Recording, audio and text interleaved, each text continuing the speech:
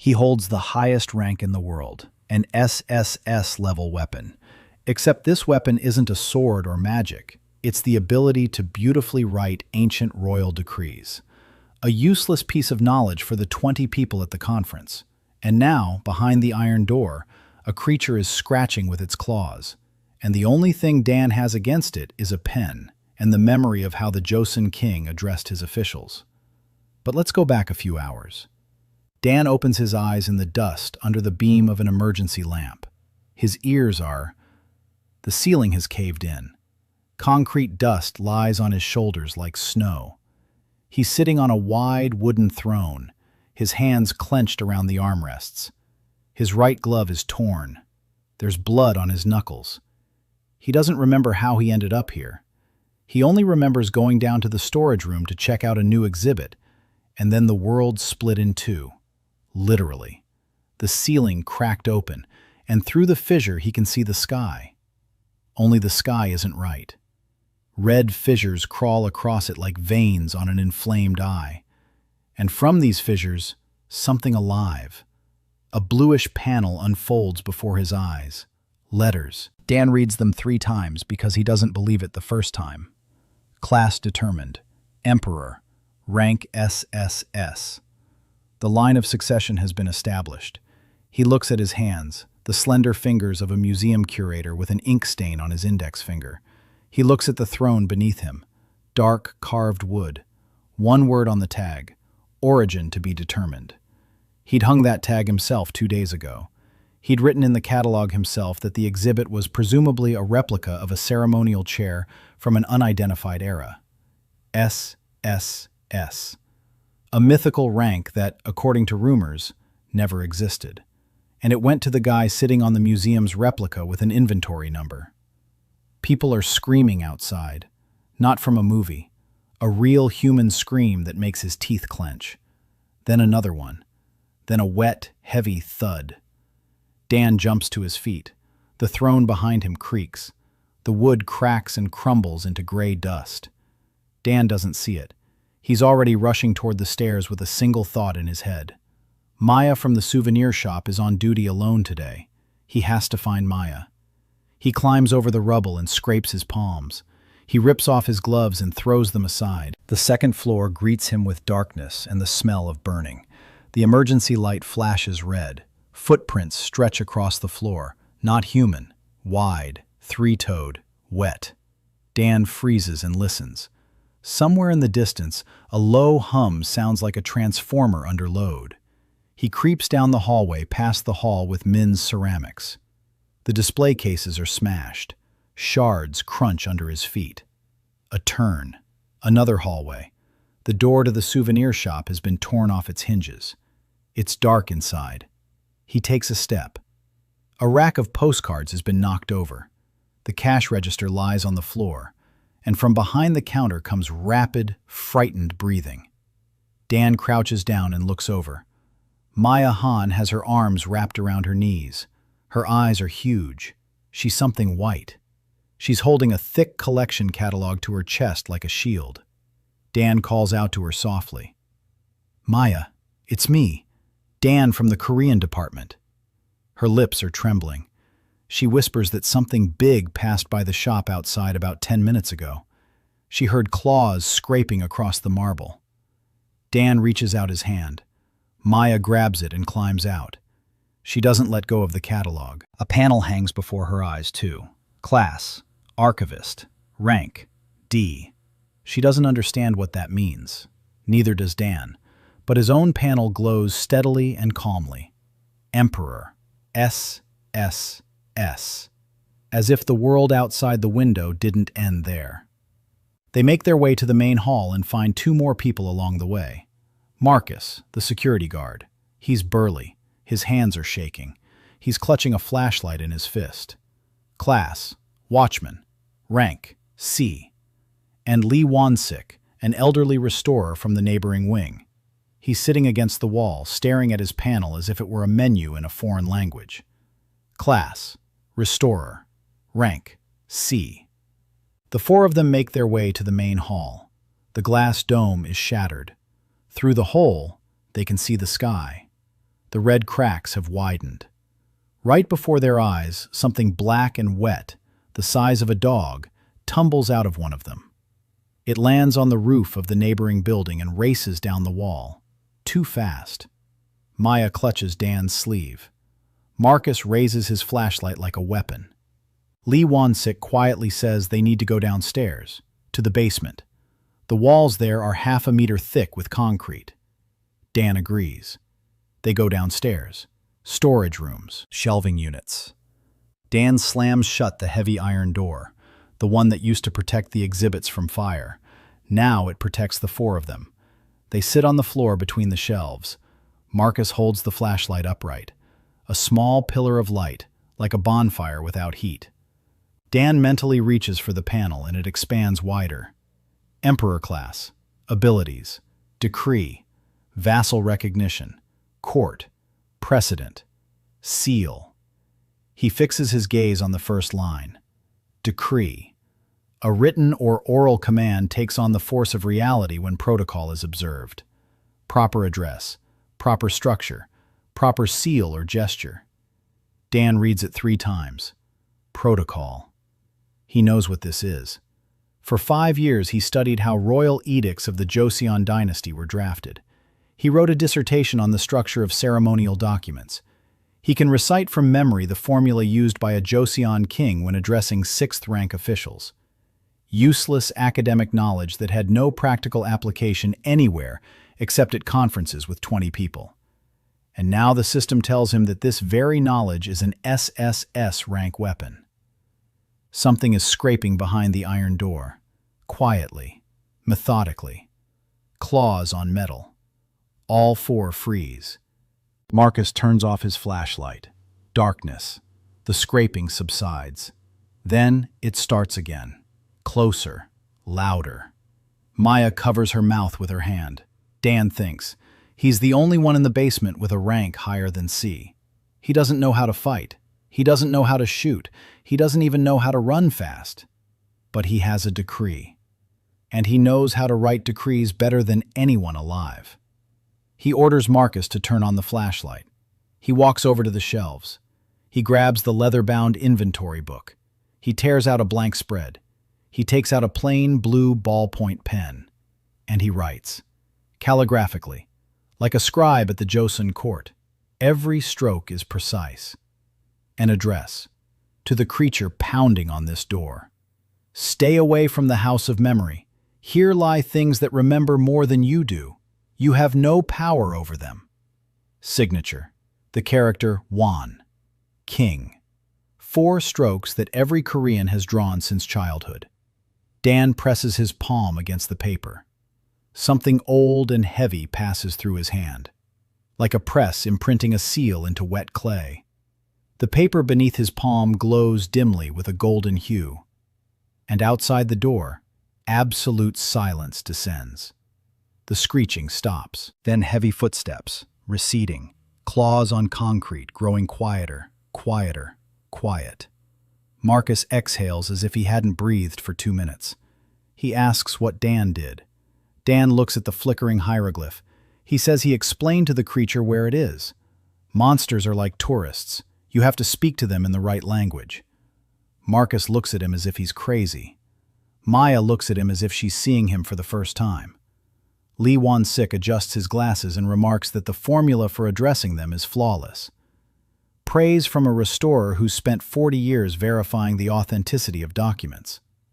Dan hides his trembling hands in his pockets. They sit in the basement until morning. The screeching doesn't return. Dan gets up first and opens the door.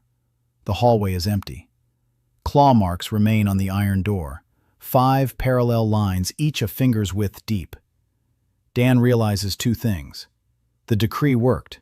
The creature is gone. And if the decree hadn't worked, this door wouldn't have held. They go upstairs.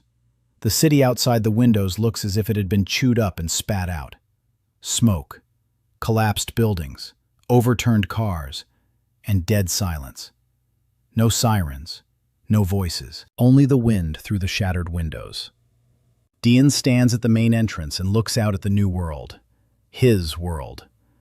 In his pocket is a sheet of paper with a shimmering hieroglyph. Behind him, 3 people wait for him to speak. He doesn't want to be the one to speak, but he's the only one who can write the right words. So he speaks. We need water, food, and thicker paper. The first day after the rift began with taking inventory. Dan made a list of everything in the museum. Food from the vending machines in the lobby, 12 bottles of water, 6 packs of crackers, 4 chocolate bars. That'll last 2 days if we don't be greedy. A first aid kit in the security room, bandages, antiseptic, a pack of acetaminophen, 3 flashlights, 10 sets of batteries for them. Marcus knew the building better than anyone. He showed them where the repair tools were kept. Hammers, screwdrivers, boards, a few cans of paint. Not weapons, but better than nothing. Dan wrote everything down in the inventory log. A museum curator's habit: counting, classifying, noting the condition. Maya followed him like a shadow. She never let go of the museum collection catalog. Dan noticed that she was constantly flipping through it. Not reading, just flipping, as if she were looking for something she didn't even understand herself. He asked her about it. Maya said that when she touched the pages of the catalog, she could sense the objects, where they were located, whether they were intact. She pointed toward the east wing and said that the Goryeo-era bronze bell was in place and undamaged. Dan checked. The bell was in place. No cracks. His archivist class was working. Rank D, but it worked. Meanwhile, Lee Won-sik was examining the walls. His restorer class proved more useful than anyone had thought. He ran his palm along a crack in a load-bearing wall, and the crack closed up, slowly, like a healing wound. The concrete fused together. Not perfectly, a seam remained, but the wall was holding again. Lee Won-sik said it only worked on inorganic materials and only on damage no older than a day. A C-rank limitation. But for a museum with fresh cracks, it was just what they needed. By noon, they heard a knock on the back door. Marcus grabbed a hammer. Dan stood behind him. The knocking was human, rhythmic.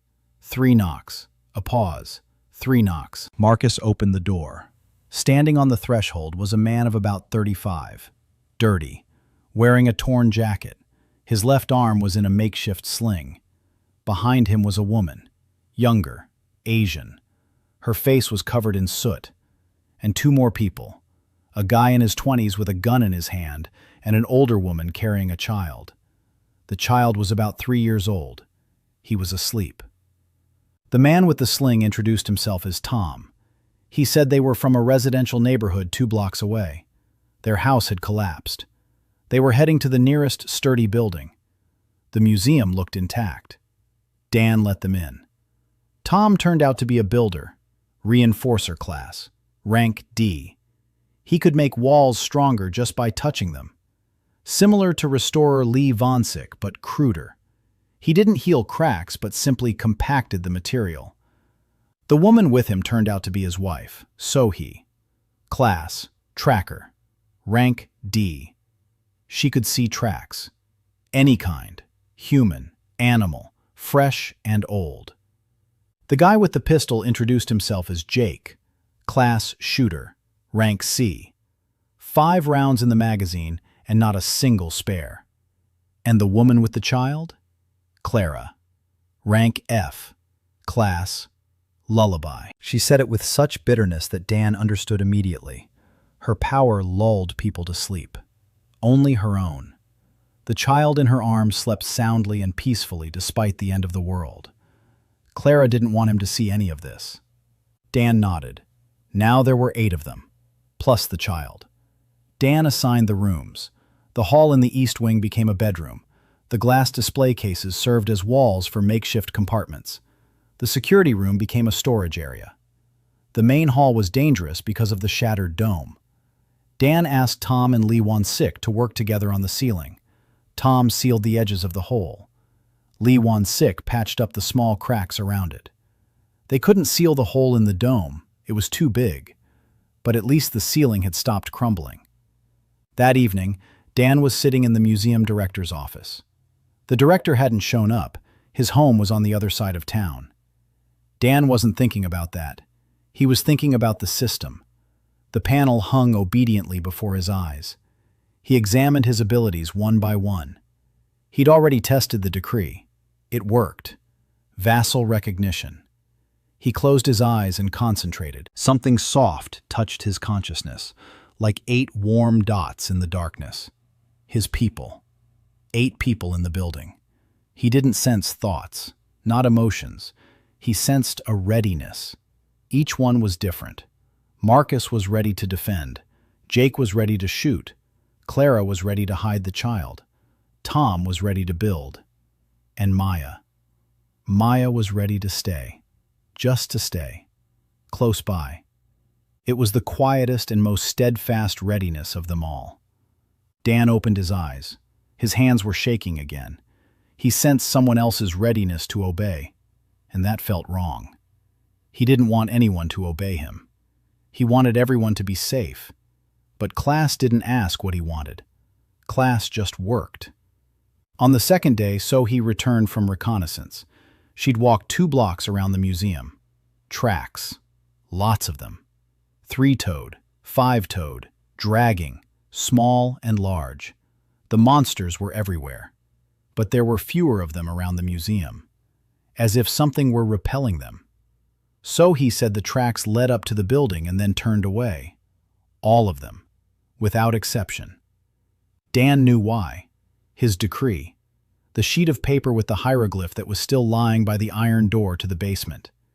It was working. Not just on that one monster, on everyone who came close enough. The House of Memory. That's what he'd called the museum in the text of the decree. And the museum had become the House of Memory. Literally. The place had been given a name, and that name protected it. Dan recorded this in the inventory book. His first observation regarding how the class operated. The decree affects a territory if that territory is named in the text. The decree remains in effect as long as the medium containing the text remains intact. Paper. That meant the paper had to be good. Thick. Durable. He went to the restoration workshop. There was rice paper there. Hansiji. Handmade in Korea. Lee Won-sik used it to restore old scrolls. The stack was small. 20 sheets. In the old world, each sheet was worth a fortune. Now it was a weapon. Dan took 5 sheets. He put the rest in the safe. On the third day, 2 more people arrived. A woman in her 40s, an electrical engineer, Spark class, rank D. She could start generators with a touch. And a 16-year-old teenager, quiet, skinny, hunter class, rank D. He could sense where small animals were. Rats, birds, cats. A useless class. Or so it seemed. Dan looked at the teenager. The teenager's name was Min. He was standing in the museum doorway waiting to be kicked out. Because his class was useless. Because he'd already been kicked out of one shelter. Dan told him to come in. Dan asked him if he could see any animals right now. Min nodded. He said there were 3 cats living in the museum's basement and 6 rats in the ventilation system. Dan said that from now on, Min was in charge of early warning. Animals sense danger before people do. If the rats run, it means something's coming. Min would run. If the cats were calm, it meant the perimeter was clear. Min looked at him. For the first time during the conversation, he looked up and said he understood. 10 people, plus a kid. They were running out of water. Dan sent Jake and Marcus on a scouting mission, 2 blocks away. A grocery store. Get there fast. Get back fast. Jake returned an hour later with a backpack full of canned food. Marcus returned 2 hours later with a jug of water and some news. He'd found people. Another group. 4 of them. They were hiding in a restaurant basement. They were running out of food. They asked if they could come to the museum. Marcus told them the museum was safe, that monsters didn't roam around the museum, that there was a man there who could talk to them. Dan told Marcus he shouldn't have said that last part. Marcus shrugged. He said it was true. The 4 of them arrived the next day. By the end of the first week, 16 people were living in the museum. Dan wrote a second decree, on rice paper, in calligraphy, in full form. This decree was addressed not at the monsters but at the building. at the House of Memory. Dan used a formula similar to a Joseon edict designating a fortress as a strategic site. Yes, the walls of this house stand. Yes, the roof of this house holds. Yes, those inside are under the protection of the house. He pressed his palm against the wall of the main hall and activated the decree. A golden light ran across the walls, quickly, like ripples on water. Then it subsided. Marcus later said that the walls had grown warmer. Tom ran his hand over the concrete and said that the density had increased. Not by much, but noticeably. Dan made a note. Second observation. A decree can be addressed not only to a living being but also to a place. The place must be named. The effect depends on the precision of the formula. He looked at the stack of rice paper. 15 sheets. Each sheet is one decree. Every decree must be perfect, because paper is not infinite, and a mistake would cost him a sheet that would be missing later. A museum curator, accustomed to counting, accustomed to preserving, accustomed to knowing the value of every item in the collection. Now the items in his collection were living people, and sheets of rice paper, and the right words in the right order. On the evening of the first week, Dan sat on the steps of the main entrance. The city was silent. Red cracks in the sky pulsed dimly, like dying embers. Maya sat down next to him. She placed the catalog on her lap and said she could sense every object in the museum. Every single one. She knew where each one was located. She knew their numbers and names. It was as if the catalog had imprinted all the information it contained onto her. She asked Dan why. Why did she need this? She was a sales clerk. She sold magnets and postcards. She wasn't a scientist. She wasn't important. Dan looked at her. He remembered how, before the rift, he'd stopped by her place for coffee, and every time she'd ask which exhibit had been brought in that week. She listened. She memorized. She once corrected a visitor who had confused the Ming and Min dynasties, and the visitor didn't thank her, didn't even look at her. Dan said she was important. It's just that no one had bothered to say so. Maya was silent. Then she said her favorite exhibit was a small jade tiger from the Silla collection. Dan knew that piece. 7th century. An amulet to protect a child. He told her that.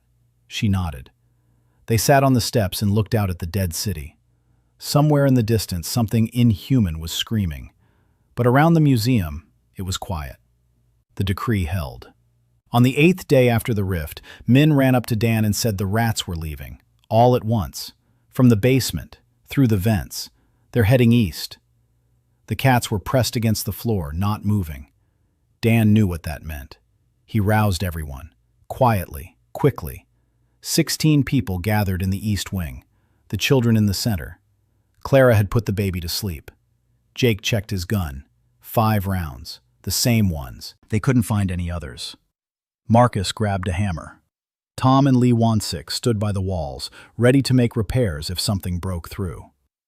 Dan unfolded the 3rd sheet of rice paper, pen in hand. He waited. The silence lasted 10 minutes. Then a sound came. Not the scraping of claws. Worse. Breathing. Heavy. Rhythmic. Like a blacksmith's bellows. It was coming from the direction of the main entrance. Sochi closed her eyes and examined the tracks. She turned pale. She said the creature was large. 4-toed tracks, deep. It was heavy. Very heavy. And it had stopped at the door. Dan stood up. He walked toward the main hall. Maya followed him. He told her to go back. She said she wouldn't go back. They reached the hall. Through a hole in the shattered dome, they could see the sky. The red cracks pulsed brighter than usual. The creature was standing by the main entrance. Dan could see its silhouette through the glass doors, which had miraculously survived. The creature was twice as tall as a human, broad, covered in something resembling tree bark. 4 eyes, yellow, glowing. Something smoky was dripping from its mouth. Acid or poison. It was hard to tell. It stood there, breathing. It didn't try to break in. It just stood there. Dan looked at it. He opened the system panel. He tried to get information. The panel provided little. A Psar, rank B, scout hunter type. That very one. Or another just like it. Rank B. His first decree had driven away a rank B, but that decree was about territory. This hound was standing outside. It hadn't come in. So the decree regarding the House of Memory was working. The monster couldn't enter. But it wasn't going to leave either. It was waiting. Dan sat down on the floor of the main hall. He placed a sheet of rice paper on the parquet floor. He picked up a pen, and he began to think. The first decree was defensive. Leave. Do not enter. This is territory you do not control. A simple form. It works on those who are weaker or of equal rank. But the rank B hound didn't leave entirely. He retreated, but he returned, and now he's waiting at the threshold. The territorial decree forbids him from entering, but does not forbid him from waiting. The wording. Dan mentally reread his first decree. Go away from the House of Memory. Away. Not forever. Not to a specific distance. Just away. Vague wording. The creature complied with it formally. It left. It returned. It stands outside the scope of the decree. Dan recorded his third observation in the inventory log. Decrees work literally, like legal documents. A loophole in the wording is a loophole in the effect. Precision is needed. Absolute legal precision. He smiled. A crooked smile. Because it was irony he couldn't help but appreciate. Bureaucracy. The end of the world and salvation depends on a correctly drafted document. Dan began to write. A new decree. Of a different form. He didn't use the Josian model. He recalled something else. Roman law. The formula of the interdict. A praetor's prohibition directed at a specific individual. Precise. Targeted. Specifying distance and duration. He wrote in English but maintained the Latin structure. Addressed to the being of the Psar class standing at the entrance to the House of Memory.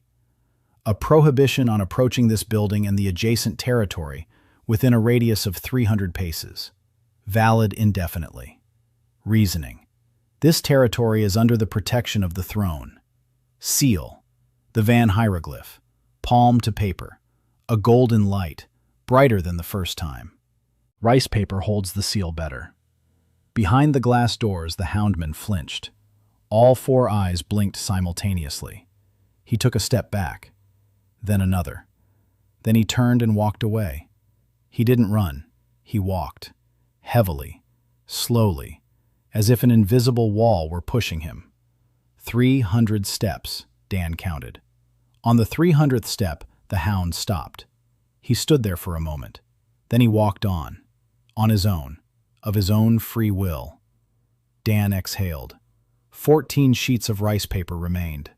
Maya stood beside him. She said his hands had glowed while he was writing. Golden, like ink. Dan looked at his hands. Nothing. Just ordinary hands. But he could feel it. Something was changing inside him. Slowly. The class was integrating. The system panel displayed it matter-of-factly. Synchronization with the class, 14%. 14 out of 100. He was using 14% of his power. And that was enough to take down a B rank. He thought about 100%, and it made him feel queasy. By evening that same day, Jin arrived. He showed up alone, short, stocky, around 30 years old, wearing a military jacket, a knife on his belt. Class, tracker, B rank. The first B rank among the humans in their group. Jin said he was a former Marine, that his squad had been wiped out on the first day, that he'd been walking through the city for 3 days, that he'd seen things he didn't want to talk about, and that he'd come to the museum because it was quiet there. He said rumors were circulating in the city, that there was a place where monsters didn't go, where the walls repaired themselves, where a man lives who talks to monsters. Dan said he doesn't talk to monsters, he writes them letters. Jin looked at him for a long time. Then he asked if he could stay. Dan said he could. Jin became the 17th. With Jin's arrival, the situation changed. They now had a professional soldier, rank B. That meant he could fight monsters head-on. Jin demonstrated his abilities. The tracker saw the terrain as if it were a map. Terrain, cover, escape routes. He could sense movement within a half-kilometer radius. Not as precisely as Min with his animals, but on a larger scale. Jin and Min became a team. Jin sensed movement. Min pinpointed exactly what was moving based on the animals' reactions. Together, they provided a picture of the area within a kilometer. Dan assigned duties. Jin was in charge of defense and forays for supplies. Marcus helped him. Jake, armed with a pistol, was the last line of defense. Tom and Lee Wansik repaired and reinforced the building. An electrical engineer named Nadine started the emergency generator. The museum had power. It was weak, unstable. But the lights in the hallways were on, and that was more important than it seemed. People were less afraid when they could see the walls. Dan worked, every day. He studied his abilities. He tried vassal recognition over and over again. He discovered that he could sense not only people's readiness, but also their pain. Not physical pain, inner pain. Clara was afraid her child would never see a normal world. Tom was afraid he wouldn't be able to protect Sohee. Jake was afraid he'd run out of his 5 bullets and become useless. Min was afraid he'd be driven away again. Everyone carried their fear like a stone in their pocket. Dan could feel those stones. All of them. All at once. It was hard. He didn't talk about it to anyone. On the 10th day, Dan decided to test one more ability, the courtyard, assigning roles. He thought long and hard about who to appoint first. It was important. The first appointment sets the tone. He chose Marcus. Marcus had been a museum guard for 15 years. He knew every corridor, every light switch, every creaking floorboard. He was a C rank, not very tall, not the strongest, but reliable. Dan wrote the appointment on rice paper, following the format of a Joseon-era decree on official appointments. Marcus, Archivist's Guard, Keeper of the House of Memory. He is entrusted with guarding and caring for the walls and doors. Marcus stood before him, nervously rubbing his hands together. Dan read the decree aloud. He asked if Marcus accepted this position voluntarily. Marcus said he did. A golden light shone through the paper and touched Marcus. Marcus's panel flashed. C+ rank Sentinel. Perception bonus while inside the House of Memory. Marcus blinked. He said he could hear everything. Every sound in the building. Every rustle. Every movement. He turned his head toward the basement and said that Min had just sneezed in storage room number 3. They checked. Min had indeed sneezed. Marcus's rank hadn't changed. He remained a watcher, but within the House of Memory he became something greater, a sentinel who hears the building's heartbeat. Dan made a note. 4th observation. An appointment to a position strengthens one's class within one's area of responsibility. A person doesn't become someone else. They become a better version of themselves, right where he belongs. 13 sheets of rice paper, each one worth its weight in gold. Each one represents someone's position, someone's protection, someone's new life. Dan was a steward. Dan had always been a steward, a museum curator. He knew the value of every object. Now the objects had become people, and the value had become responsibility. The end of the second week brought a problem that couldn't be solved by decree: food. The supplies from the vending machines had long since run out. The canned goods that Jake and Marcus brought back from their forays were also running low. The nearest stores had been looted. Not by people, by monsters. They didn't eat human food, but they destroyed everything in their path. Shelves were overturned. Cans were crushed. Flour was scattered across the floor and had gotten wet. Jean suggested expanding the search radius. 5 blocks. Then 10. It was dangerous. Beyond 300 paces from the museum, monsters roamed freely. Small ones, rank D and E. Not life-threatening for Jean with his rank B, but for the others. For Marcus with his hammer. For Jake with 5 rounds of ammo. Dan forbade them from going further than 5 blocks. Jean argued. He said people were hungry. that Clara's child couldn't survive on crackers alone, that they needed meat, they needed vitamins, they needed real food. Dan knew Jean was right.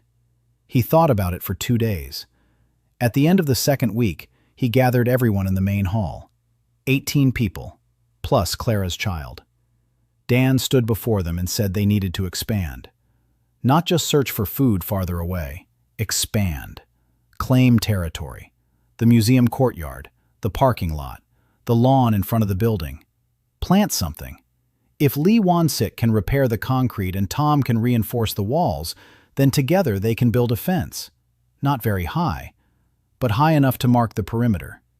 Dan said he would issue a decree establishing the new perimeter, an expanded one. Not 300 steps, but everything inside the fence. Tom asked how long it would take. Dan said the wall could be built in a week if everyone pitched in. Tom shook his head.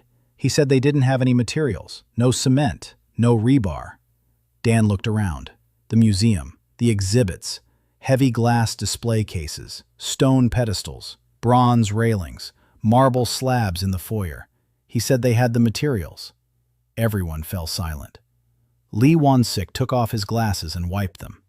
He said that Dan was suggesting they tear down the museum to build a wall. Dan said he was suggesting they use the museum to protect people. Those were two different things. Lee Won-sik looked at him for a long time. A conservator who had cared for every exhibit like his own child for 40 years. Then he nodded. He said that Dan was right. Stones are more important when they're part of a wall than when they're on a pedestal. Work began the next day. Tom supervised the construction. His reinforcement class was working at full capacity. Every stone he touched became denser, stronger. Lee Won-sik followed behind, smoothing out the joints. The two D rankers worked together, and the result was equivalent to that of a single rank B. The wall grew slowly, meter by meter. It wasn't very tall, 1.5 meters, but it was thick, 0.5 meter, made of marble slabs and stone blocks bound together by the classes of the two men. By the 5th day of construction, the wall was complete. Its perimeter enclosed the museum, the parking lot, and a patch of lawn. A small area, but their own. Dan wrote the 4th decree. This time he used both the Chosin and Roman forms, a hybrid, addressing the territory by name.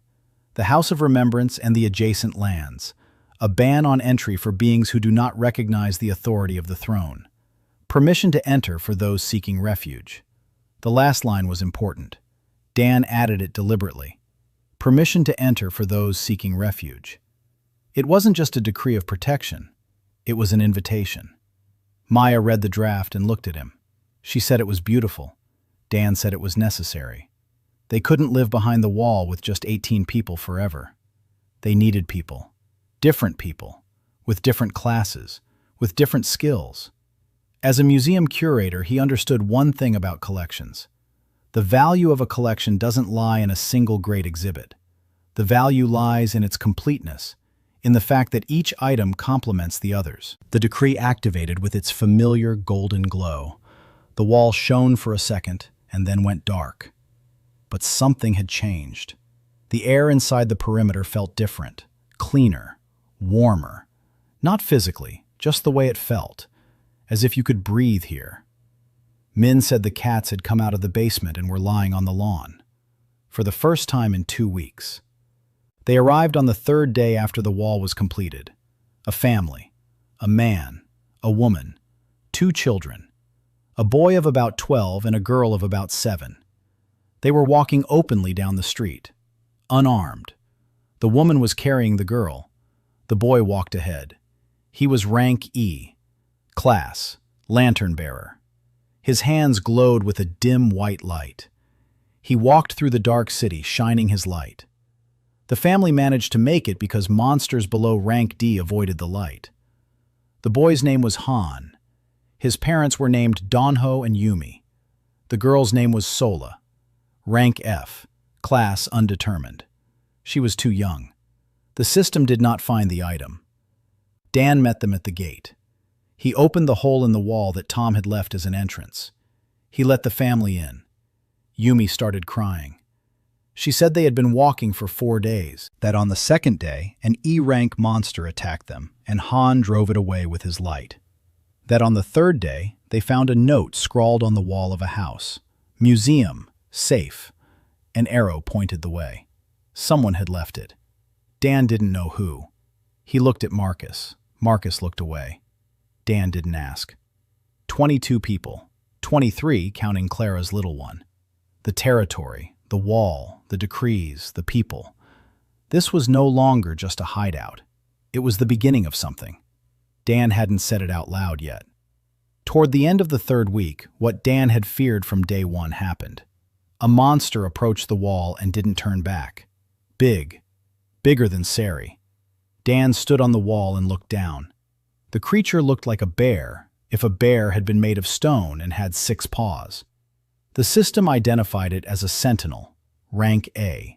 The first rank A Dan had ever seen in person. The sentinel stood in front of the wall and looked at Dan. 4 eyes, red, not yellow like the dogman's, red. It didn't try to break through. It just stood there and watched. Dan activated vassal recognition and froze. He didn't sense aggression. He didn't sense hunger. He sensed curiosity and something else, something similar to what he'd sensed from Min when he stood in the museum doorway, waiting to be turned away. Anticipation. Readiness. An A-rank creature stood before the wall and waited. Not for an attack, not for permission to enter. It was waiting for Dan to see it. Dan looked at the monster. The monster looked at Dan. A minute passed. 2. 5. The sentinel slowly lowered its head. All 6 paws bent. Its stone body touched the ground. It lay down. In front of the wall, like a dog at its master's door. Jean stood next to Dan on the wall, a knife in his hand. He asked what was going on. Dan said he didn't know, but the creature wasn't an enemy. It wasn't going to attack. Jean asked how he knew. Dan said he could feel it. Jean put the knife away. Not right away. A minute later. The sentinel lay by the wall all night. In the morning, he left. But in the evening, he returned and lay down again. This went on for 3 days. On the 4th day, Dan stepped outside the wall, alone. Jin tried to stop him. Dan said he had to. He approached the sentinel. The creature raised its head. 4 red eyes looked down at the man from above. Stone and flesh. Dan reached out his hand, without touching it. He simply held it out, palm up. A gesture he'd seen in dozens of Joseon engravings. The gesture of a ruler accepting allegiance. Not demanding, accepting. The sentinel bowed its head and touched Dan's palm with its stony forehead. A golden light flashed, brighter than during any edict. A new message appeared on Dan's panel. Vassal accepted. Guard. Rank A. Role. Guardian of the outer walls. Dan withdrew his hand. It wasn't shaking. For the first time in 3 weeks, it wasn't shaking. The guard stood up and took his position by the wall, outside, facing the city, with his back to the museum, guarding. That evening, Dan sat in the director's office and wrote in the inventory log. 5th observation. Monsters can become vassals voluntarily. The Emperor's class attracts those seeking a sense of belonging, not just humans. He set down his pen. He looked out the window. The stone silhouette of the sentinel stood out against the backdrop of the dark sky. Motionless, reliable. The monster was guarding the people. The world had truly gone off the rails. 1 month after the rift, 28 people inside the wall, 1 stone monster outside. Dan had stopped sleeping more than 4 hours at a time. Not because he was afraid, it was because there was too much work to do. The morning began with a patrol of the wall. Tom checked its strength. Lee Won-sik repaired the micro-cracks that had appeared overnight. Marcus reported on sounds. Ever since he became the keeper of the House of Memory, his hearing had worked like sonar. He could hear the monster's footsteps 5 blocks away. He could hear the hinges on the gate creaking. He could hear the breath of every person inside the perimeter. Marcus hardly slept. He couldn't. The sounds never stopped. Dan noticed it on the third day. Dark circles under his eyes, a start at any sudden noise. Marcus didn't complain. He considered it the price of the job. Dan thought about it for 2 days. Then he approached Marcus and said he was amending his assignment. Marcus tensed up. Dan took out the original appointment letter. He added a single line at the bottom. The keeper of the House of Memory is permitted rest. During rest hours, his hearing is active only for critical threats. Everything else is silence. A golden light flitted across the paper. Marcus froze. Then his shoulders slumped. He said it had gone quiet, for the first time in 2 weeks. He could hear only the wall and the guard outside. Everything else faded into the background. He looked at Dan with teary eyes and said nothing. He went to sleep. He slept for 14 hours. Dan made a note. 6th observation. The assignment can be edited. Amendments can be added, just like in a real decree. An amendment is valid if it does not contradict the essence of the position. The right to rest does not contradict the duty to protect. It reinforces it, because a tired guard is a bad guard. Bureaucracy saves lives. At the end of the 4th week, she appeared. Manhwa Lim came at night. Marcus heard her 2 blocks away. Solitary footsteps, quick, uneven, human. He woke up Jin. Jin went out to the gate with a knife. He saw a woman, young, Asian. Her right hand was pressed against her side, blood between her fingers. In her left hand, a sword, a real one, a steel blade, a fencing practice sword, but still made of steel. She reached the gate and collapsed. Jin caught her. He shouted for someone to bring the first aid kit. Nadine was the first to run over, then Maya, then Dan. Sonva was unconscious, a wound on her right side. Deep, not from a monster, from a blade, clean edges, a human weapon. Nadine and Dan treated the wound. They bandaged it. There were no antibiotics. There was only hope that her class would help her survive. Rank A, class, blade. A high rank gives the body resilience. Sonva survived. She woke up a day later. The first thing she did was reach for the sword. It was lying nearby. Dan hadn't put it away. She grabbed the hilt and only then opened her eyes. She saw the museum ceiling, the shelves, a lamp. Dan, who was sitting on a chair nearby, reading the inventory book. She asked where she was. Dan said she was in the museum. She asked who had wounded her. Dan said she knew better than he did. Songfa was silent for a long time. Then she told him. After the rift, she found herself alone. A fencing hall in Seattle. She grabbed a training sword. Blade class. Rank A. Strong. Very strong. Ryan's guild found her in the 2nd week. Recruiters. Polite. Smiling. They offered protection. Food. A spot on the squad. She agreed. On the 3rd day, she was ordered to clear a neighborhood of monsters. She cleared it. On the 5th day, she was ordered to clear another neighborhood. She cleared it. On the 7th day, she was ordered to eliminate a group of survivors who had refused to join the guild. She refused. They explained to her that she hadn't understood. This wasn't a request, it was an order. She left the camp at night. They caught up with her. A B-rank marksman. He hit her in the side with a glancing shot that class deflected into a blade. She left. She ran across half the city. She heard from someone that there was a museum where it was quiet. She made it there. She collapsed. Dan listened. He didn't interrupt. When she finished, he asked one thing. Did she want to stay? Sonhwa looked at him. She was expecting conditions. She expected to be told to fight for them. She expected to be told to work for her food and shelter.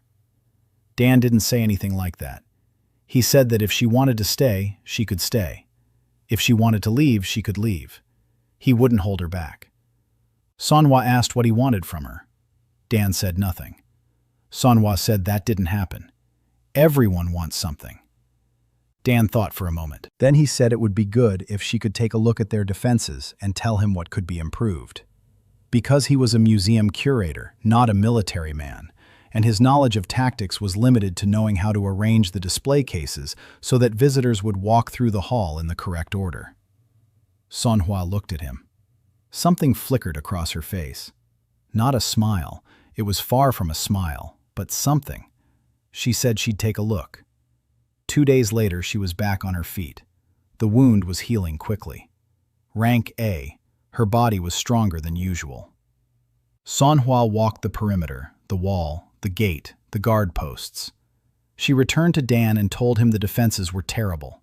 The wall was low. The gate had no bolt. There were too few guard posts. There were no retreat routes. If something more serious than Rank A came, they'd all die. Dan nodded. He asked what she suggested. Manhwa proposed a plan. Raise the wall to 2 meters. Build a second entrance, an emergency exit, hidden. Organize guard duty, day and night, in 4 shifts. Create an arsenal, not knives and hammers, whatever they had on hand. Metal pipes, sharpened, wooden stakes, anything that could be sharpened or weighted down. Dan agreed. Jin backed her up. Manhwa and Jin began working together. 2 high-ranking fighters, essentially 2 soldiers. Manhwa was a fencer. Jin was a marine. They understood each other without saying a word. Dan watched them and thought about the court, about the positions. Manhwa was an A-rank blade. It made sense to appoint her as chief blade, the chief fighter, the one who kills. Dan thought about how she'd been ordered to wipe out a group of survivors. He thought about how she'd run through the city with a wound in her side. He thought about how, her entire life before the rift, she'd been used as a tool. Her parents had sent her to sports at age 6. Coaches pushed her to the limit. The national team demanded results. She was a function, a blade. And after the rift, the guild wanted the same thing. He made a decision. On the 30th day, exactly 1 month after the rift, Dan gathered people. Not everyone, just those he considered the core.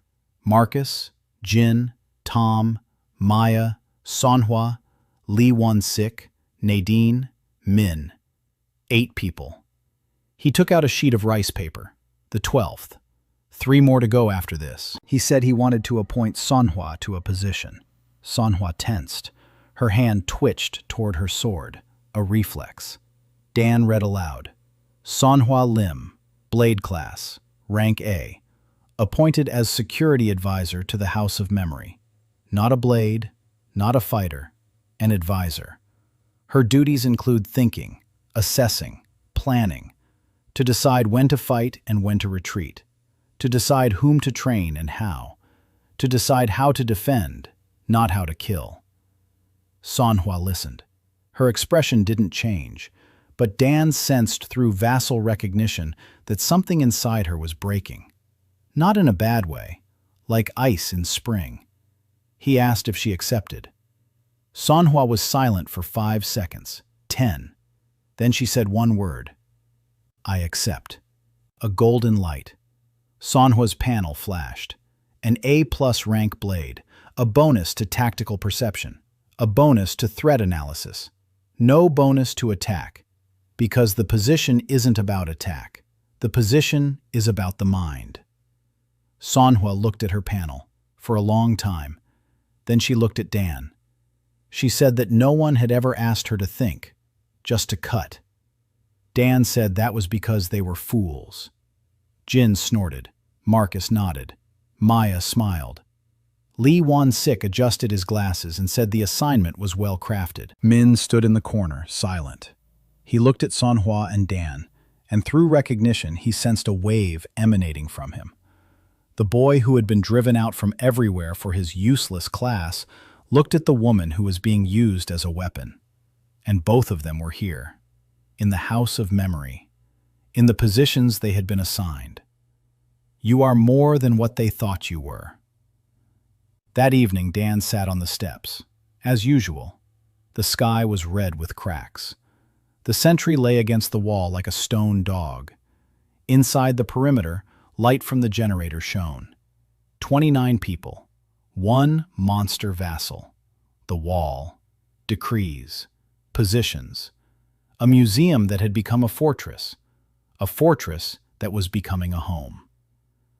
Maya came out to him with a cup. Not tea. Hot water with mint they'd found in the park beyond the wall. She sat down beside him. She said people had started calling this place not a museum, not the house of memory, the archive. Because that's what they preserve here. Not things, people. Dan took the cup. The mint smelled alive, green, real. He said, "The archive. That's a good name." He'd write it down. Dan discovered that assignments could be edited by adding amendments. Manhwa Lim, a wounded fugitive from Ryan's guild, had joined the group. Dan appointed her security advisor rather than a fighter, giving her a role that valued her intellect rather not her blade. The enclave was named the Archive and numbered 29 people, plus one monster vassal. On the 42nd day after the rift, a man in a suit approached the gates of the Archive. A real business suit, gray, wrinkled, but a suit. His tie was askew, his shoes were dirty, but polished as much as possible in a world without shoe stores. Marcus heard him from 3 blocks away. One man, a confident stride, unarmed. Jean met him at the gate. The man introduced himself. Graham Tower, ambassador of the Western Corporate Guild. He'd like to speak with whoever's in charge here. Jean led him to Dan. Dan was sitting in the director's office, writing something in the inventory log. Graham walked in. He looked around the room. Shelves lined with folders. A dark wooden desk. A lamp. Dan in a sweater with worn elbows. Graham sat down without being invited. Dan noted this. He sat down without being invited.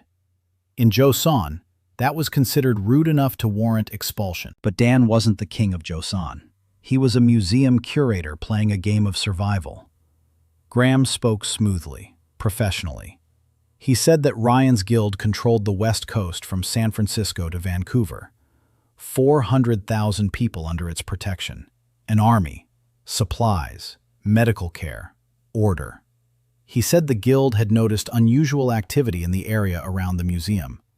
A monster-free zone, a growing population, a wall.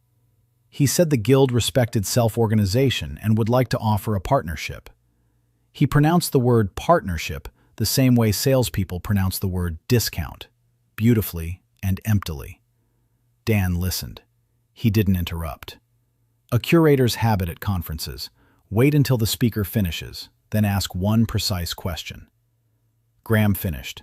Dan asked his question. He asked what exactly partnership meant. Graham said that the archive would become part of the guild's structure as an autonomous region. It would retain self-governance. It would receive supplies, medicines, and weapons. In exchange, the archive would grant the guild access to its leader for consultations and joint operations. Dan understood. They knew about him. They didn't know exactly what. But they know that someone here is doing something no one else can, and they want that someone for their collection. Dan said he'd think about it. Graham smiled. He said, "Of course. There's plenty of time. A week." Dan noted that too. A week. Not a month. Not however long it takes. A week. This wasn't an offer. It was an ultimatum wrapped up nicely. Graham left. Jean walked him to the gate. He came back. He said there were people standing 2 blocks from the museum. 5 of them. Armed. They're waiting for Graham. Rank C shooters. Graham didn't come alone. He came with security, whom he'd left at a distance to show his peaceful intentions. A show. Dan gathered the core team. Marcus, Jin, Sonhwa, Tom, Maya, Lee Won-sik, Nadine, Min, and 2 new people who had joined in the last few days. Rita, voice class, rank C. She could amplify her voice to the level of a siren. Not an attack, a warning. Her scream could be heard a kilometer away. And Byung, blacksmith class, rank C.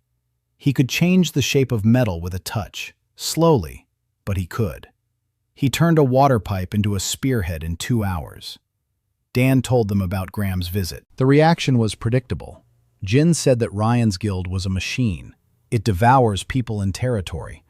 Partnering with it is like a sheep partnering with a wolf. Manhwa remained silent. She knew the guild from the inside. Then she said one thing. They won't go away. If the archive refuses, they'll come. Not right away. First, they'll cut off the supply lines. Then they'll spread rumors. Then they'll send someone serious. Tom asked how many fighters the guild had. Manhwa said there were about 200 in Seattle alone. Of those, 10 were B rank and 1 was A rank, plus Ryan himself, SSS rank, general class. Tom turned pale. 200 fighters against 29 civilians and 1 stone monster. Dan listened. Then he said he wasn't going to join the guild or fight it. He was going to do something else entirely. Become too useful for them to touch and too independent for them to swallow up. Jean asked how. Dan said that the guild has power, an army, weapons, but it lacks one thing, legitimacy. People obey Ryan because they're afraid, not because they believe.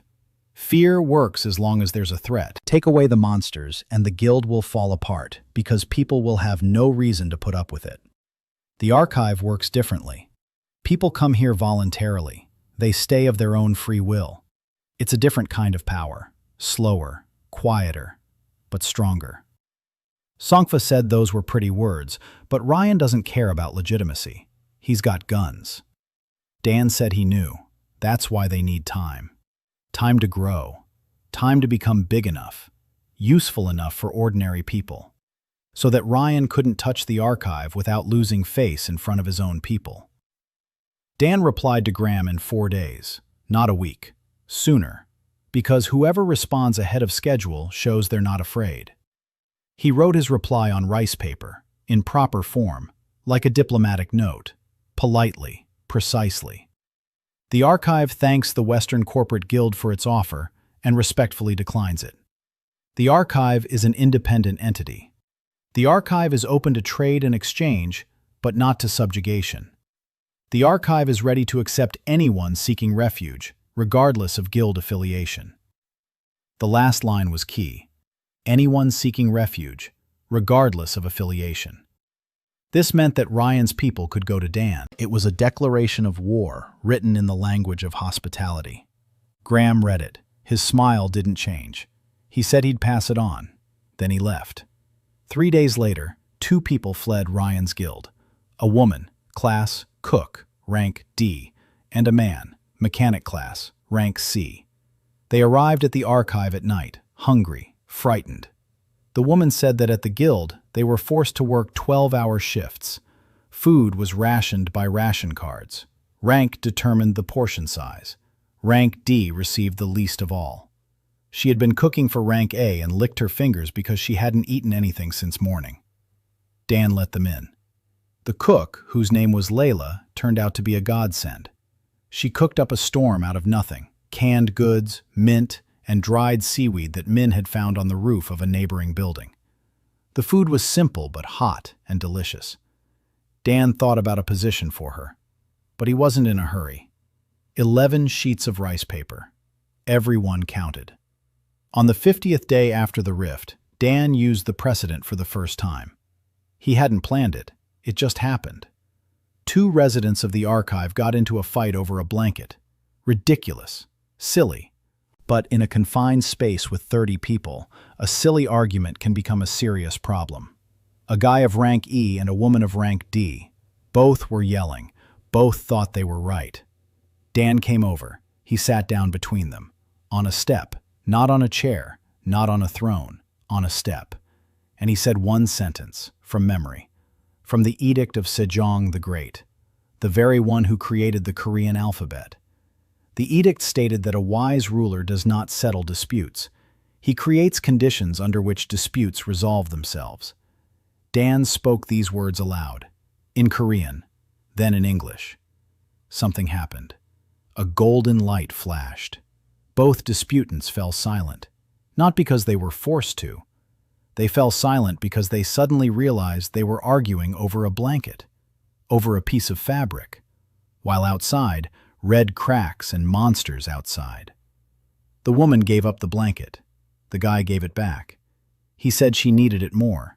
She said he was cold, too. They shared it. Dan wrote it down. Observation 7. A precedent doesn't force people to do anything. It doesn't control the mind. It serves as a reminder.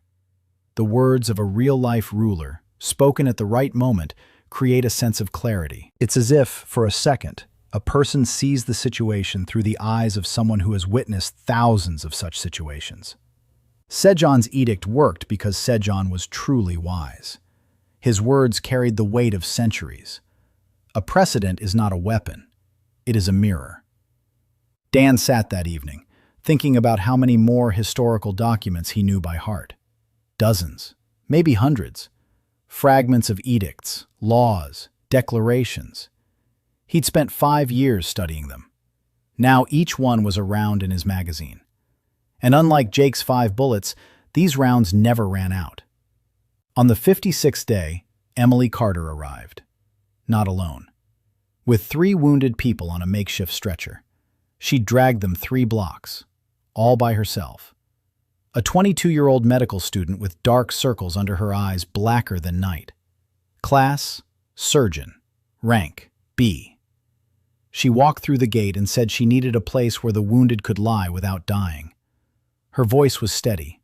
Her hands were covered in blood up to her elbows. Her eyes were dry. Dan took the wounded to the East Wing. Emily worked for 4 hours straight. Her class allowed her to heal with words, literally. She told the wound what to do, and the wound obeyed.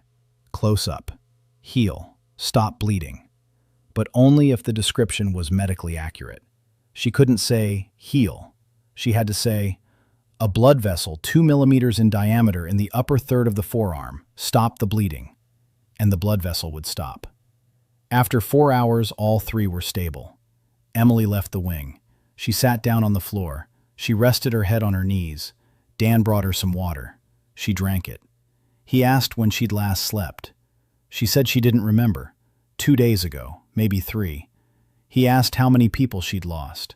She lifted her head, looked at him. Her eyes were red. She said, 12, in the first week, because she was alone. 1 medic for the entire district. People came. They died. People came. They died. She couldn't keep up. She couldn't afford not to keep up, but she couldn't keep up. Dan sat down beside her. He didn't say everything would be all right. He didn't say she'd done everything she could. He said there were 33 people in the archive and not a single doctor, and that if she stayed, she wouldn't be alone. She'd have assistants, people she would train, people who would change bandages, sterilize equipment, and check pulses while she did what only she could do. Emily asked, "What if someone dies?" Dan said that someone would die. It was inevitable, but not because she was alone, and not because she couldn't keep up, but because the world was cruel, and she wasn't to blame for the world's cruelty. Emily looked at him. Then she said she would stay. She stayed. 2 days later, Dan came to her with a sheet of rice paper, the 10th sheet. He read the appointment order aloud. Emily Carter, class, surgeon, rank, B, appointed chief physician of the court. Her duties include caring for the health of the archive's residents. He added a line to the appointment formula, with the right to refuse treatment in order to preserve herself.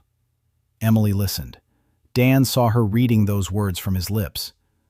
With the right to refuse, in order to preserve herself. No one had ever told her that she had the right to stop, that her life mattered too, that a doctor who destroyed herself couldn't save anyone. She covered her face with her hands. Her shoulders shook. She was crying. For the first time in 2 months, Maya hugged her, just hugged her, without words. A golden light shone through the paper as Emily said through her tears that she accepted. A B+ ranked surgeon, a bonus to diagnosis, a bonus to treatment speed within the archive, and a new line in the panel that Emily later showed to Dan. The right to refuse treatment is active. The system recorded it. The system confirmed that the doctor has the right to rest. Dan thought this might be the most important decree he had ever written. Ryan's guild ambassador visited the archive with an offer of submission disguised as a partnership. Dan refused and openly invited anyone from the guild to seek refuge in the archive.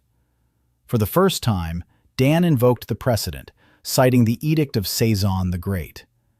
Emily Carter joined the group and was appointed chief court physician with the right to refuse treatment in order to protect herself.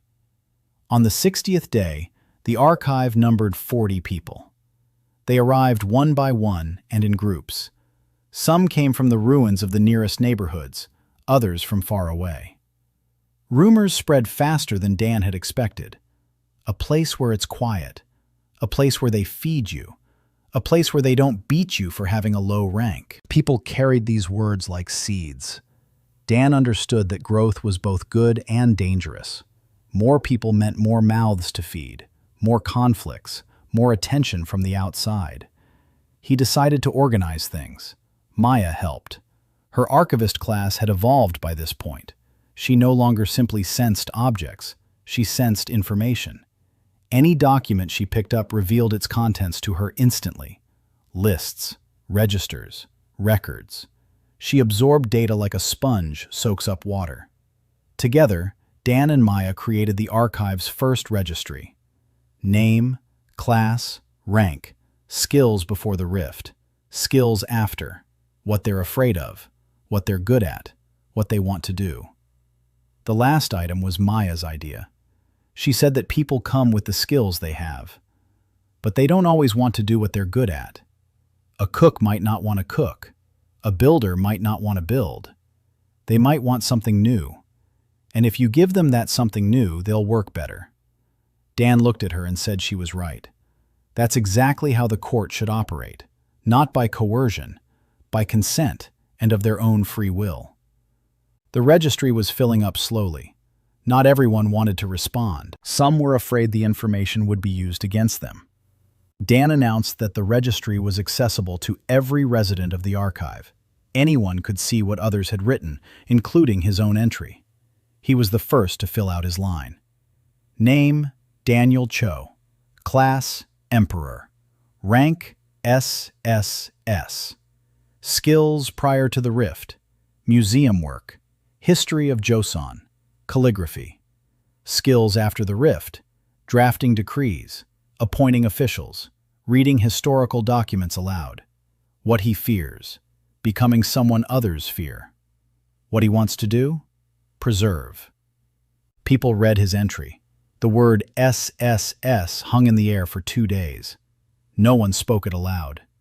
Everyone saw it. Everyone knew. But no one spoke up. On the third day, Becca Walsh approached Dan and said it straight out. You're SSS ranked, and you're sitting here writing lists. Becca showed up at the archives on the 58th day. A former Army logistics officer, redhead, loud. She swore every other word. Quartermaster class, rank A. She could see resources as a map, literally. She'd close her eyes and a diagram would unfold before her. Where the food was, where the water was, where the fuel was, how much was left, how long it would last. She came to the archive because her own group had fallen apart. 20 people had a falling out over food distribution and scattered. Becca tried to keep them together. She couldn't. She was a logistics specialist, not a leader. She knew how to calculate, but she didn't know how to lead. She came to Dan angry at the whole world and at herself. Dan gave her a room. He gave her food. He gave her 2 days of peace and quiet. On the third day, she went out and started working, without being asked, without being assigned. She looked at the warehouse and said that the food would run out in a week unless expand the search. She looked at the deployment and said that Dan was using his people inefficiently. 2 groups were going on sorties along the same route. A third group was sitting around doing nothing. She redrew the schedule in an hour. Jin approved, Manhwa approved, Dan approved. Becca had been working for a week. Then she approached Dan with a question about SSS. Dan said yes, he's SSS ranked. And yes, he sits there and writes lists, because lists are what work. Becca said she wasn't talking about lists. She was asking why he wasn't using his power to the fullest, why he wouldn't subjugate Ryan's guild, why he wouldn't declare himself ruler, why he wouldn't take what he could take. Dan looked at her. He said that his class operated on recognition, not fear. If he forced people to obey, his decrees would lose their power. If he declared himself ruler, those who disagreed would cease to be his subjects, and he would lose his power over them. The only way to be a strong emperor is to be the kind of emperor that people choose for themselves. Becca was silent for a long time. Then she said that this was the most inconvenient superpower she'd ever heard of. Dan agreed. Becca stayed. She worked so hard that within a week, the archive was running like clockwork. Supplies were distributed. Routes were optimized. Shifts were coordinated. Everyone knew what to do and when. Dan watched her and thought. He thought for a week. Then he took out the 9th sheet of rice paper. Chancellor of Supply, second in command at the archive, responsible for everything related to resources and people and their allocation. He read this out to Becca in front of everyone. Becca stood there, red, not from embarrassment, from anger, because she'd expected to be told to obey. But instead, she was told to lead. She'd expected the ceiling, but she got the sky. She was silent for 3 seconds. Then she said she accepted it. Then she said that if he thought she was going to bow down to him, he was an idiot. Dan said there was no need to bow. She just needed to submit reports on time. Becca said she would submit the reports, with a seal, because in the archive, everything must have a stamp. She said it sarcastically, but Dan took it completely seriously. He said, "Yes, with a stamp, definitely." Becca looked at him. Then she snorted. Then she laughed. For the first time since she'd been at the archive. Golden light. A+ ranked quartermaster. Bonus for resource management. Bonus for staff coordination. Becca closed her eyes and said she could see the entire archive. Every bag of flour, every liter of water, every nail. She knows how many calories each resident consumes. She knows that Min doesn't finish his portion and gives half to the cats. She opened her eyes and walked over to Min. A minute later, Min was eating a full portion, and Becca was standing over him like a mother bear over her cub. Dan made a note. 8th observation. The supply chancellor views resources at the level of the individual. Every resident is a resource that must be nurtured, not used, nurtured. 8 sheets of rice paper. Every one counts. But Dan felt he was using them wisely.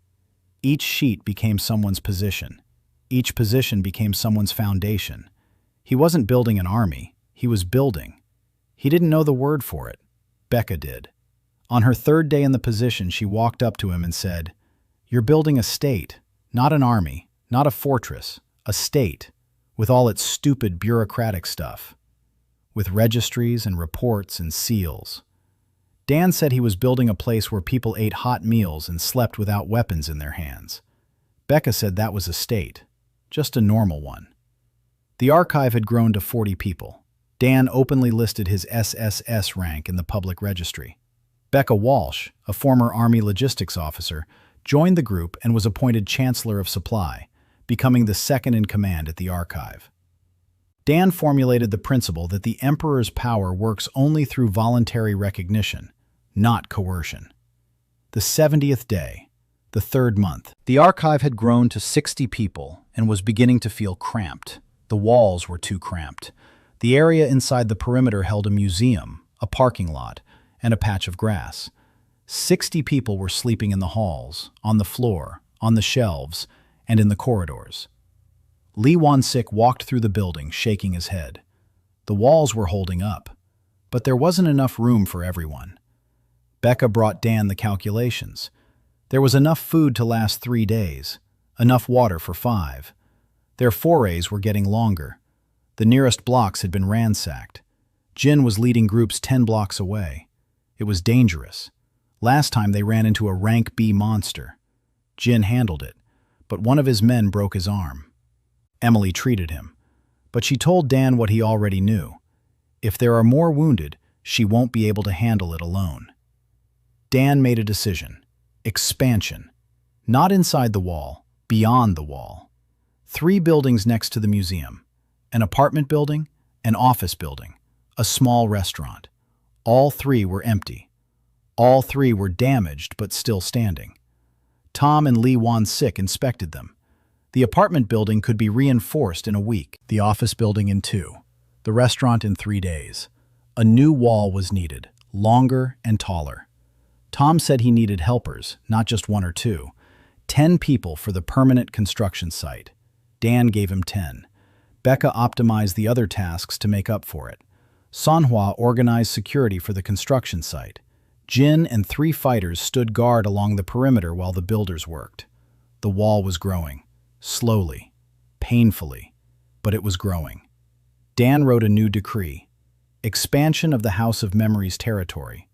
Adjacent structures are included in the protection. 7 sheets of rice paper. He used them up and felt his supply dwindling. Hansiji rice paper, handmade, impossible to reproduce under apocalyptic conditions. Every sheet is irreplaceable. Dan spoke with Lee Won-sik. He asked if it was possible to make paper, not Hansiji, but any kind suitable for decrees. Lee Won-sik thought about it. He said paper could be made from cellulose, old newspapers, cardboard. Soak it, mash it, dry it. Rough work, but possible. His restorer class could improve the quality of the finished sheet, make it denser, smoother, not Hansiji, but suitable. They tried it. The first batch was terrible. Gray, loose, the letters blurred. Dan tried to write a decree on it. It didn't work. A golden light flashed and went out. The paper couldn't hold it. The second batch was better. Lee Won-sik spent an hour on each sheet, restoring the fibers, compacting them, and smoothing them out. The result was far from ideal, but closer. Dan tried again. The decree worked. Weakly. The glow was dim. The effect was half of what Hansiji produced, but it worked. Dan made a note. 9th observation. The quality of the medium affects the power of the decree. Better paper yields better results, but even poor quality paper works if the text is precise. Form compensates for material. Partially. This was important. It meant he wasn't limited to 20 sheets forever. He could produce more media, weaker ones, but he could produce them. And he could save the Hansiji for critical decrees. On the 75th day, Dan appointed a position for the first time not to an individual but to a group. Maya suggested the idea. She said there were 7 children in the archive. The youngest was 3. The oldest was 14. They sat in the hall all day, afraid. No one took care of them. Their parents are working. It's even worse for those without parents. Dan thought about it. Then he found Han, the lantern boy, rank E. He used to follow his younger sister Sola and make sure she didn't get lost. He was 12 years old and treated this as the only important thing in his life. Dan sat down in front of him, on the step, not on a chair, on the step, and said he wanted to appoint him. Han looked up at him. Dan took out a sheet of paper. Homemade, not Hansiji, a bit rough, but with the fibers from Lee Won-sik neatly smoothed out. He wrote, Han, Lantern Bearer Class, Rank E, appointed guardian of the small courtyard. The small courtyard is home to the children of the archive. His duty is to be with them, to shine for them, to make sure they aren't afraid of the dark. Han listened. His eyes grew wide. He asked why. He said he was just a boy. Rank E, the weakest. What could he do? Dan said he could shine a light, and that in a world where the sky outside is red and monsters roam, a person who can shine a light for children isn't a weak rank. It's a necessary one. Han was silent. Then he nodded. He accepted it. A golden light, faint, homemade paper, but enough. An E-rank plus lantern bearer, a bonus. The light drives away the fear of those nearby. Not the monsters. Fear, inner, human. Khan walked over to the children. He sat down among them. His hands glowed with a soft white light. Sola pressed herself against his side. The other children moved closer. Clara's little boy woke up and didn't cry. For the first time in a week. He looked at the light and reached out his hand. Clara stood to the side and watched. Then she turned away. Dan turned away too. On the 79th day, a boy arrived. Alone. About 10 years old, covered in blood, skinny, dirty. Rank F. Class. Toy maker. He was trembling. He said his group had laughed at him, that his class was useless, that he had grabbed a teddy bear when the world was falling apart because it was his little brother's bear, and his brother had died under the rubble while the bear remained.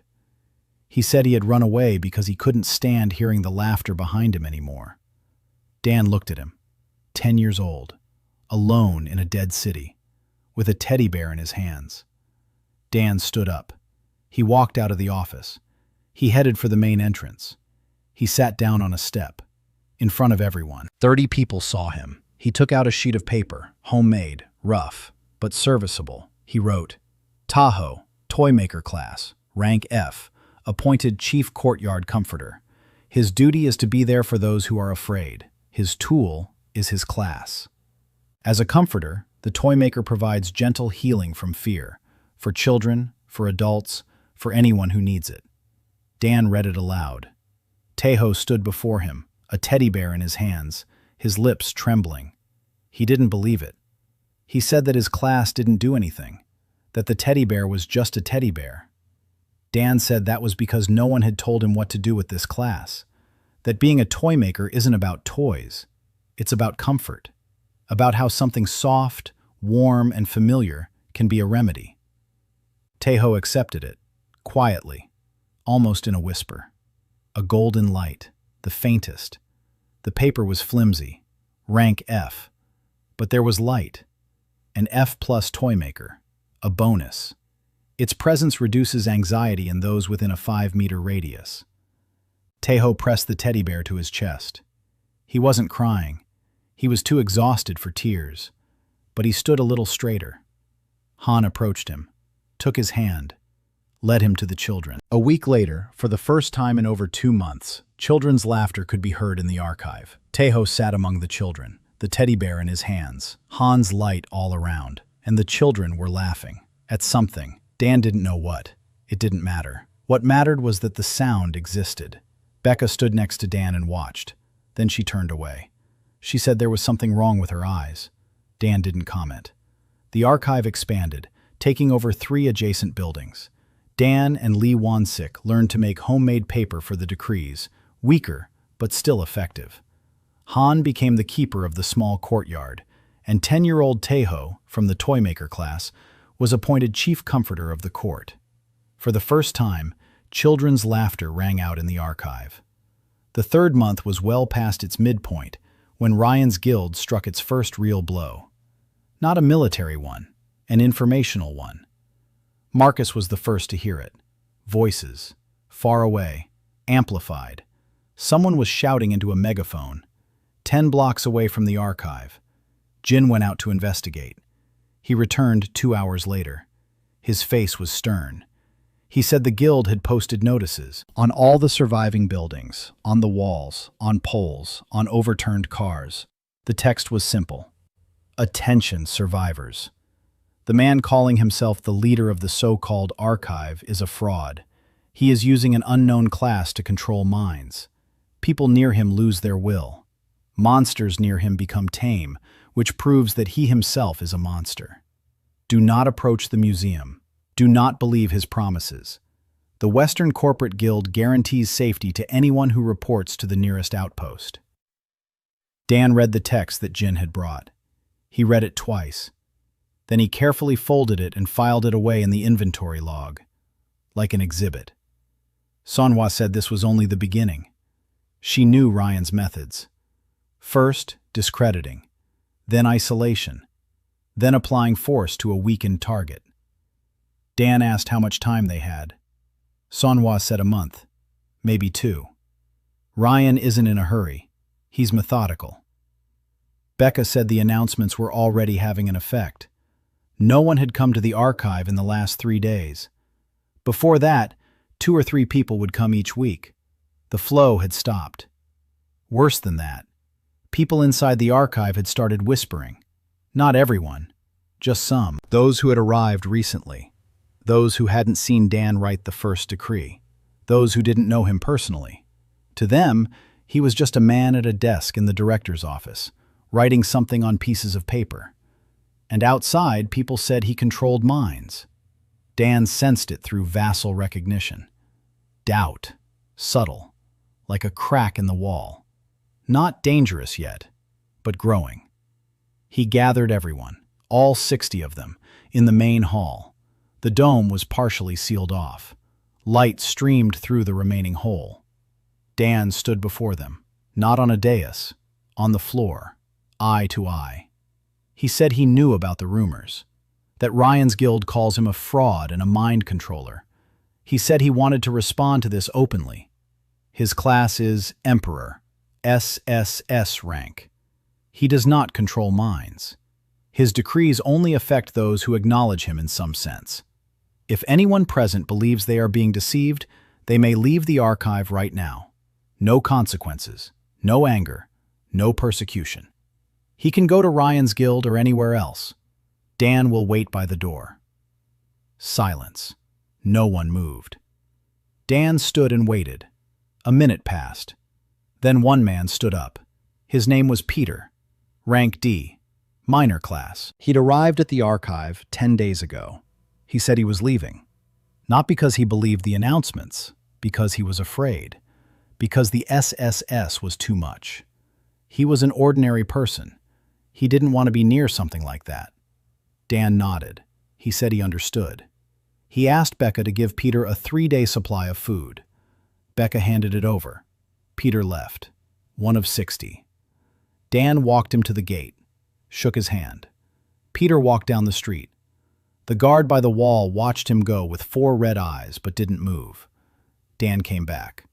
The remaining 59 looked at him. He said that if anyone else wanted to leave, the door was open. Always. No one stood up. Dan sat down on a step. He was exhausted. Not physically. Inside. He could sense the 59 points through recognition. The doubt was gone. Not for everyone, but for most. The fact that he'd let Peter leave, the fact that he'd given him food, that was stronger than any decree. People stayed not because they couldn't leave, but because they saw that they could. Maya approached him that evening. She said that Peter had found the guild. She sensed it through the catalog. Not precisely, vaguely, but he's alive. He made it. Dan nodded. Good. On the 82nd day, Dan began to respond to the information war, not with counter-propaganda, with action. He sent Jean and 2 volunteers on a mission, not for food, for people. Jean walked 15 blocks. He found 3 groups of survivors, small ones, 5 to 7 people each, hiding in basements, hungry, sick, without medical care, without protection. Jean didn't call them to the archive. He gave them food, medications that Emily had put together in a kit, bandages, antiseptic, paracetamol, and a note from Dan. Not an invitation, not an ultimatum. Information.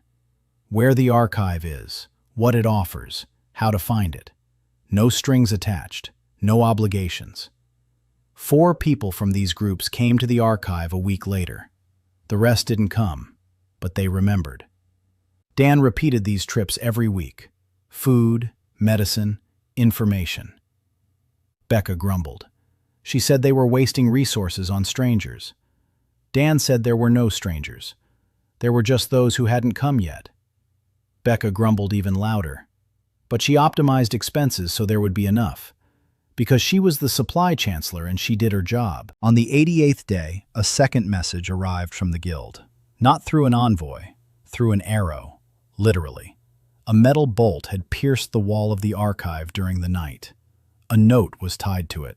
The handwriting was neat, official, a final warning. The archive must join the guild or be declared a hostile entity. Deadline, 10 days. Signed, Vincent Ryan, head of the Western Corporate Guild. Dan read the note that morning. He looked at the bolts sticking out of the wall. Marcus pulled it out. Dan turned the bolt over in his hands. Good steel. Precise work. A B-rank archer, at least. They'd gotten within shooting range, and Marcus hadn't heard a thing. So they have a way to conceal themselves. Manhwa said that meant Ryan had the shadow class or something similar. Someone who could approach unnoticed. Dan thought. 10 days. He assembled the core team. Marcus, Jin, Manhwa, Becca, Maya, Emily, Lee Won-sik, Min, Tom, Rita, Byung. 11 people around the table in the principal's office. Dan placed the note on the table. Everyone read it. Jin said they could defend themselves. The wall is strong. There's a sentry outside. The decrees are in effect. But if Ryan comes in person with the full force of his SS rank, they'll be crushed. Manhwa agreed. She said Ryan wouldn't come right away. First, he'd send out scouts, then an advance party, C and B ranks. He'll test the defenses, and only then, if necessary, will he come himself. Becca said they had enough food for a 2-week siege, water for 10 days. Emily said she had enough strength to treat 20 wounded, no more. Dan listened to everyone. Then he said he wouldn't fight. Not because he can't, because war will destroy what he's building. The archive isn't a fortress. The archive is an idea. And an idea doesn't die when its walls fall. An idea dies when its people start killing each other. Jin asked, "What then?" Dan said he'd talk to Ryan, in person. Silence fell around the table. Manhwa said that it was suicide. Dan said no, because Ryan isn't a killer. Ryan is a general. Generals don't kill ambassadors. Generals kill soldiers. And Dan isn't going to be a soldier. He's going to be something Ryan hasn't faced yet. An equal. He wrote the reply, in Hansiji, the 6th sheet of the remaining 7. The finest paper for the most important document. The reply was written in the form of a diplomatic note between equal states. Not from a subordinate to a superior, from an equal to an equal. The archive takes note of the ultimatum from the Western Corporate Guild and rejects it. The head of the archives proposes a personal meeting with the head of the guild on neutral territory to discuss the terms of coexistence. The location and time are at the discretion of the head of the guild. Security guarantees for both parties. Dan sealed the note. The seal, his daily ability, unbreakable within the limits of his power. He sealed the document, and that meant every word in it carried the weight of his class. SSS. He handed the note to Jean. Jean carried it to the border of the guild's territory and left it in a conspicuous place. 3 days later, a reply arrived. Not by arrow, not by messenger, by pigeon. Someone in the guild had a class related to animals. A note on a paw. Different handwriting. Not Ryan's, the secretary's. The guild leader accepts the proposal for a meeting. Location: the intersection of 5th and Madison. Neutral territory. Time: in 3 days. Noon. No weapons, no escorts. Dan read it.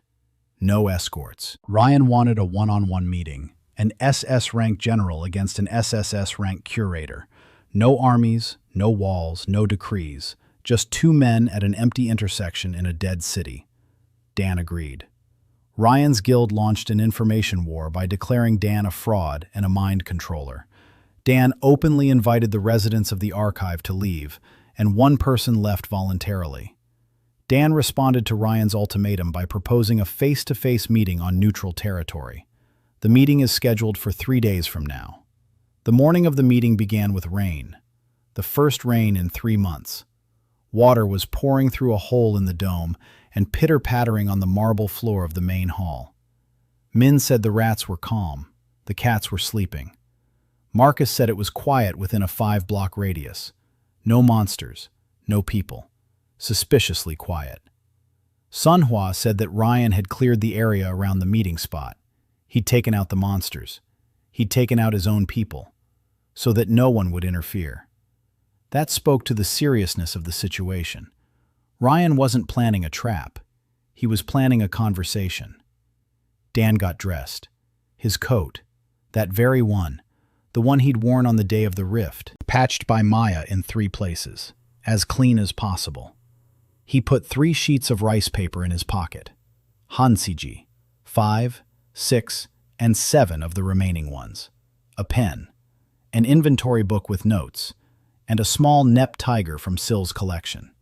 An amulet to protect a child. 7th century. He didn't know why he'd taken it. His hand had reached for it on its own. Maya was waiting for him at the exit. She didn't try to talk him out of it. She handed him something. A small bundle. Inside was paper. Not Hansiji. Ordinary paper. From a notebook. There was a list on it. The names of all the residents of the archive. 63 people. Each name was written in her handwriting. She said that if he had a hard time, he should look at the list, to remember why he had come. Dan took the bundle. He put it in his inside pocket, next to the tiger. Manhwa walked him to the gate. She said she'd wait on the wall. If he didn't return in 2 hours, she'd go after him. Dan said there was no need. If he didn't return in 2 hours, she should lead the people away. Manhwa looked at him. Then she said she'd wait 3. Dan nodded. He stepped outside the gate. The sentry raised his head. 4 red eyes stared at him. Dan placed his hand on the stone forehead. For a second. Then he walked on. Alone. Through the dead city. The rain was pouring down. The streets glistened with wet asphalt.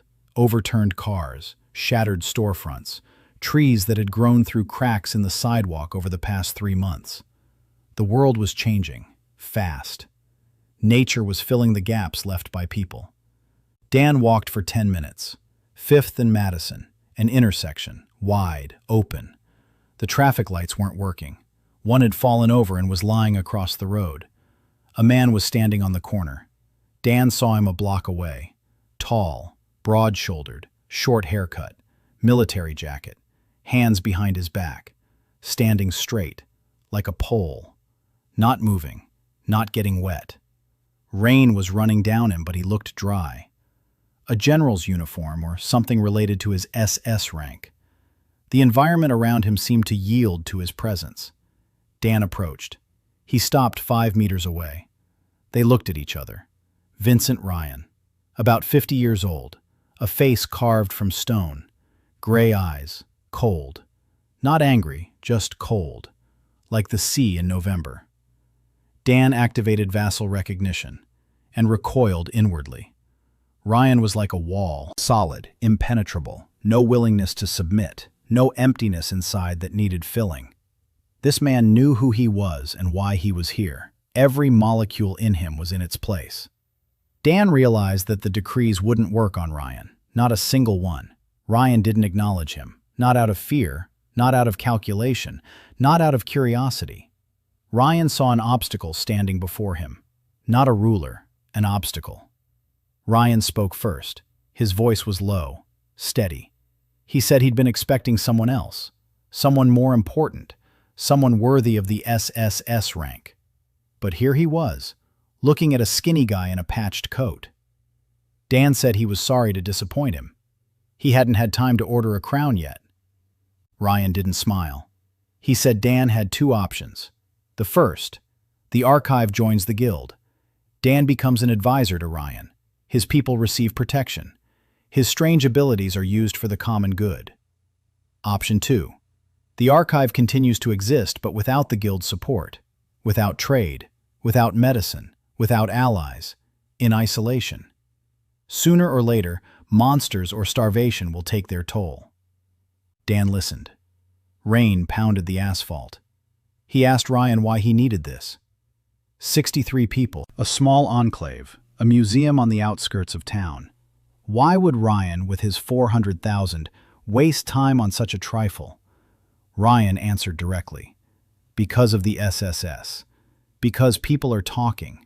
Because every day someone from his guild hears about the museum where monsters bow and children laugh. And every rumor like that is a crack in his wall. Not the stone one, in the human one. People are starting to compare, and the comparison isn't in his favor. Dan nodded. He understood. Ryan wasn't afraid of his power. Ryan was afraid of his example. Dan said he was proposing a third option. Ryan raised an eyebrow. Dan pulled a sheet of rice paper out of his pocket. The fifth, Hanshiji, the best of the remaining ones. Ryan tensed. His hand twitched toward his belt, a reflex. Dan slowly unfolded the sheet. He showed that it was blank. No text, no decree, just paper. He said he wanted to draft a treaty. Not a decree, not an ultimatum. A treaty between two equal parties. The archive and the guild. Independent, equal, with obligations to one another. Trade, voluntary exchange of people, medical assistance, coordination of defense against monsters.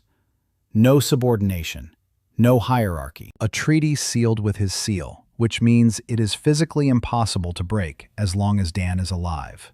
This protects both sides, the archive from the guild, and the guild from the archive. Ryan listened. His expression didn't change. Then he said one thing. He said that Dan was naive, that the world after the rift is no place for agreements, that the strongest survive, that his guild gives people order, while Dan gives people an illusion. Dan didn't argue. He took Maya's bundle out of his pocket. He unwrapped it. He showed Ryan the list. 63 names. He said these were his people. Each had come voluntarily. Anyone can leave. One had already left, to Ryan. Peter, rank D, minor. Dan asked if Peter was alive. Ryan nodded. Dan said, "All right." He said he wouldn't argue about which world was right. He said that in a year they'd see which one was better for the people. Not safer, better. And the people would decide for themselves, with their feet. They'd go where they were better off. That would be the answer. Ryan was silent for a long time. The rain had stopped. The sky remained red from the cracks, but patches of normal blue shone through them. For the first time in 3 months. Ryan said he wouldn't sign the treaty, not today. But he wouldn't attack the archive either, not yet. He said he was giving Dan a year. 1 year. In a year he'd come back. And if the archive was still standing, they'd talk. If not, then the world had answered for him. Dan nodded. A year. It was more than he'd expected. It was an acknowledgement, not respect, not friendship, but an acknowledgement that Dan existed and had the right to try. Ryan turned and walked away, without saying goodbye. A soldier. Back straight, steady stride. Dan stood at the intersection and watched him go. Then he put the blank sheet back in his pocket. He hadn't used it. He'd saved it. The 5th sheet of Hanshi, for a treaty that would one day be signed. He returned to the archive an hour later. Manhwa was standing on the wall. She saw him from 2 blocks away and vanished inside. When he entered the gate, they were there to meet him. All of them. 63 people, in silence. He walked past them. He stopped at the steps, turned around, said that Ryan had given them a year, that there wouldn't be a war, today, that they had time, and that he was going to make use of every day of that year. Becca asked what for.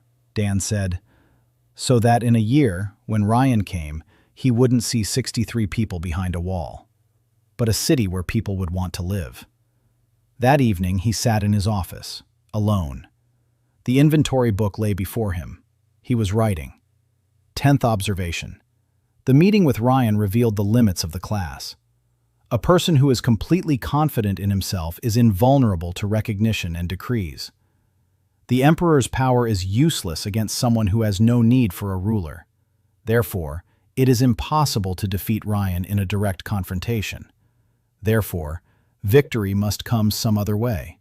Not him, but his argument. To prove that the world after the rift can be built not on force, but on choice. He closed the book. He looked out the window. The rain had stopped. The red cracks in the sky pulsed more quietly than usual. Between them, a patch of blue. Small, but real. Dan met with Vincent Ryan in person on neutral ground. Ryan proved immune to Dan's abilities because of his absolute self-confidence. Dan proposed a treaty, but Ryan refused to sign it and instead gave the archive a year to prove its viability. The war has been postponed, but not canceled. The 4th month. The archive ceased to be a refuge and became a city. Dan didn't notice the moment when it happened. It was just that one morning he stepped out onto the museum roof and saw below him not a cluster of buildings behind a wall, but a street. A real one, with clotheslines strung between the windows, with boxes where Layla grew greens from seeds she'd found at a garden store 12 blocks away, with Ben's workshop, where he forged spearheads, hinges, and bolts from water pipes, with Emily's first aid station, where a line formed every morning. Not from the archive, from outside. People came from neighboring districts, the wounded, the sick. They came to be treated and left. Some stayed. By the 5th month, the population had surpassed 100. Becca updated her calculations every day and cursed every day. Resources were running low. Raids went on non-stop.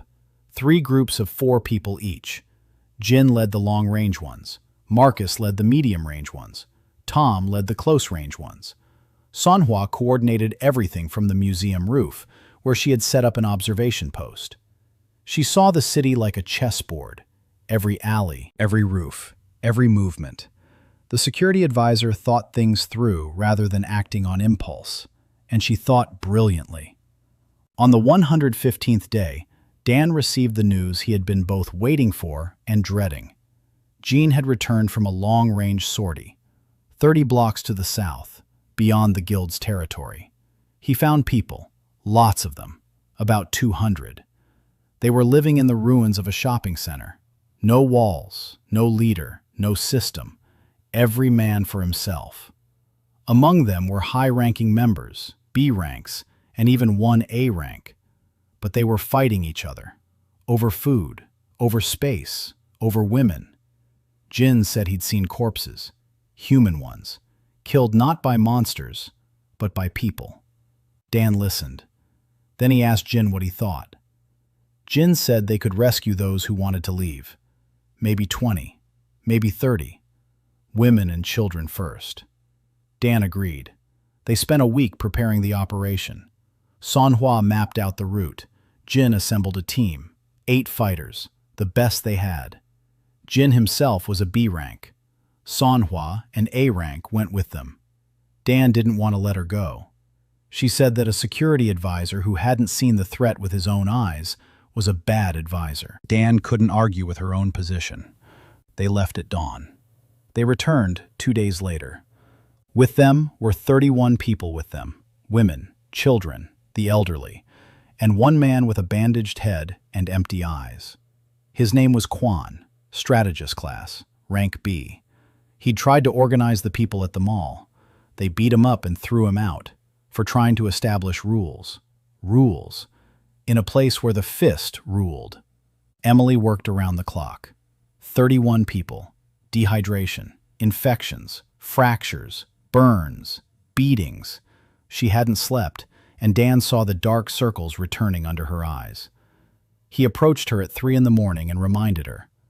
The right to refuse treatment to preserve one's own life. Emily looked at him. She looked at the patients. She looked at her hands.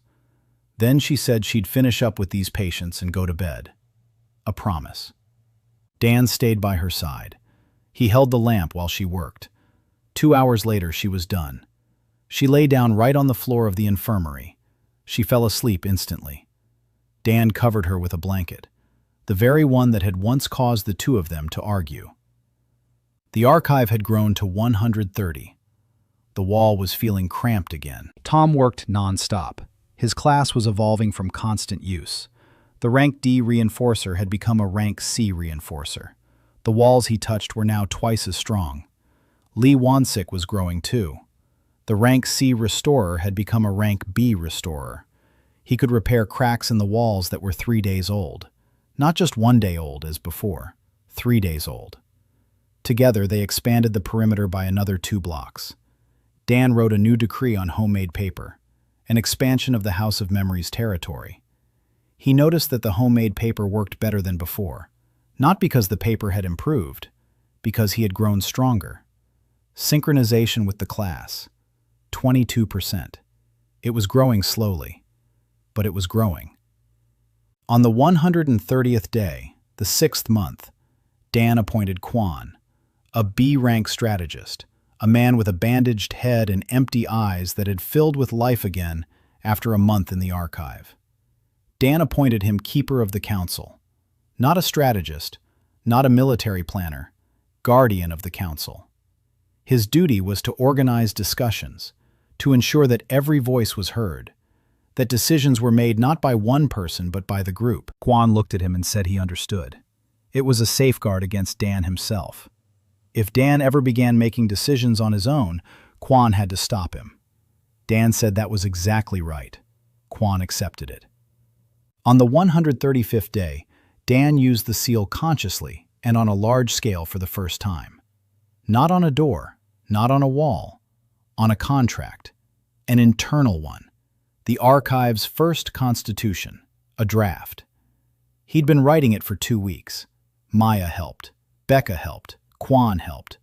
Manhwa checked for logical gaps. Emily added a clause on patients' rights. Jin added a clause on the rights of sentinels to rotation. Tom added a clause stating that no one could be forced to build without rest. Each member of the Corps contributed something. The document was 7 sheets of homemade paper, rough, uneven, but sturdy. Lee Won-sik processed each sheet personally.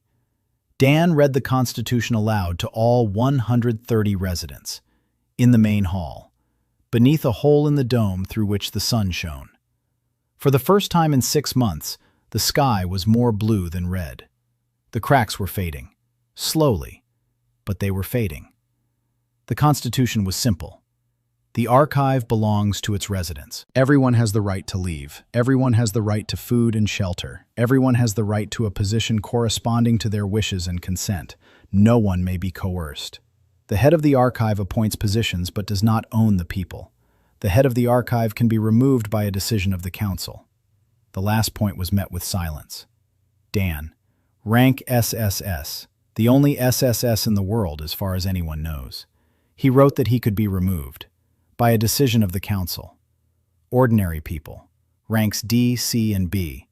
Quan stood up and said that this was correct, that power without limits is not power but tyranny. Dan said he agreed. He asked everyone who accepted the Constitution to raise their hand. 129 hands out of 130. 1 abstained. 1 was sick and could not attend. Dan activated the seal, the daily one, and sealed the document. A golden light flooded the entire hall, brighter than ever before. The paper glowed. The letters on it became crisp, as if carved in stone. The archive's constitution became inviolable. As long as Dan is alive, not a single clause can be violated, including the clause regarding his own removal from office. He sealed the limitation of his own power with his own power, a paradox, an emperor who legislated that he could be overthrown, and used the power of the emperor to do so. The archive had grown to 130 people. Dan organized a rescue operation, bringing 31 people out of the chaotic settlement. Quan was appointed guardian of the council as a counterweight to Dan's autocratic power. Dan wrote and sealed the archive's first constitution, including a clause on the possibility of his own removal. The 7th month. The archive numbered 200 people. Dan stood on the museum roof and looked south.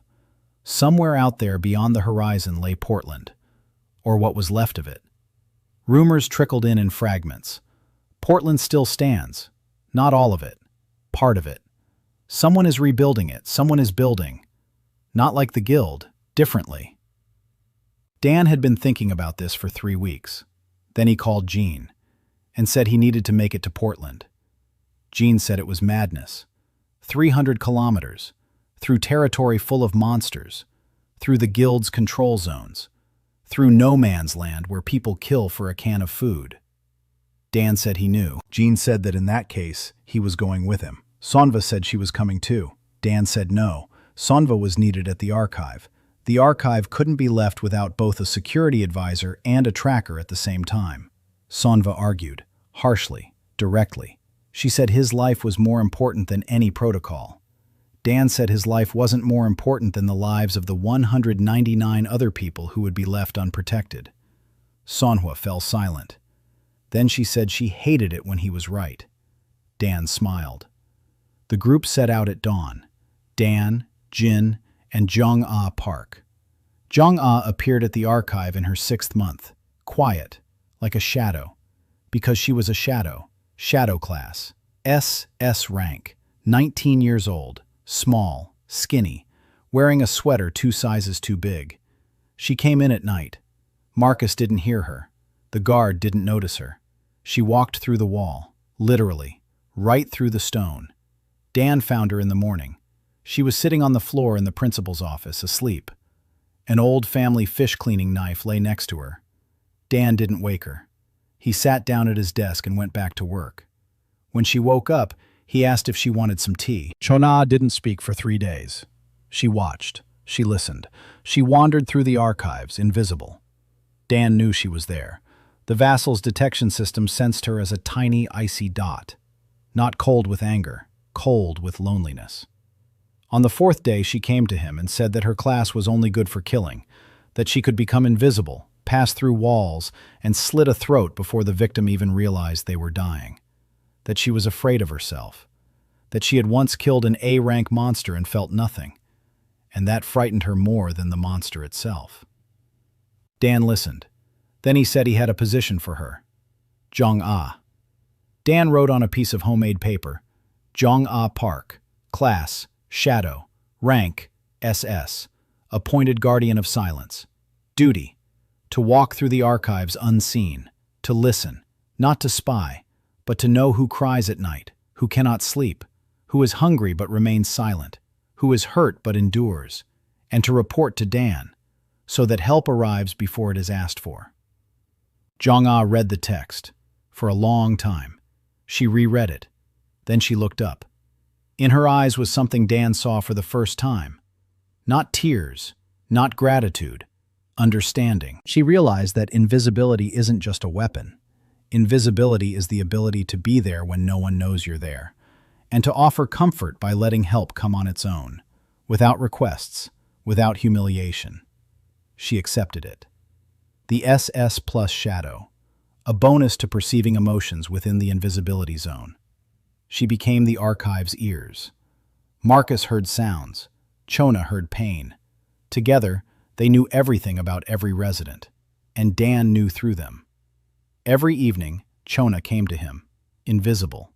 She would sit in the corner of the office and speak quietly. The woman in the 3rd house cries every night. The man in Byun's workshop hasn't eaten for 2 days. The boy Taeho talks to his teddy bear when he thinks no one is watching. Dan took notes. In the morning, he went to those who needed help, not as a ruler, but as a person who knew what was hurting you and came to ask how he could help. Jong-ah followed him, invisible, quiet, devoted. She didn't tell him about her feelings. Dan knew, through recognition. A tiny icy dot that grew a little warmer with each passing day. Now Jong-ah was walking with him to Portland, an invisible scout, eyes and ears along the route. Jin walked openly. Dan walked in the open. Chona walked beside him, and no one saw her. The journey took 7 days.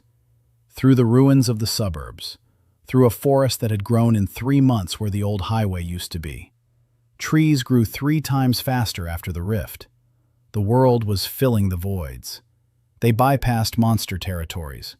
Jong-ah would go ahead. She'd come back. She'd whisper, "The way ahead is clear."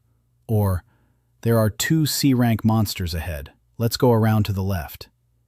On the 3rd day, they entered the guild's territory. Or rather, its former territory. It was empty here, scorched. A wave of monsters had swept through 2 weeks ago. The guild had retreated. The villages were destroyed. The people had left. Dan saw signs of a hasty evacuation. Abandoned belongings, children's shoes on the side of the road, a pot by an extinguished campfire. He walked in silence. On the 5th day, they found the first sign.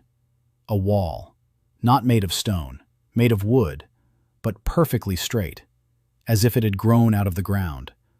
The logs stood tightly together. No gaps, no nails, no ropes. They just stood there, as if that's how it was meant to be, as if the wood had decided to become a wall. Jin whistled. Chona materialized beside him and said one word: class. Someone had built this with class. Behind the wall was a city, not an enclave, not a camp, a city, made of wood, beautiful. The houses stood in neat rows. The streets were straight. Trees grew along the roads as if they'd been planted there.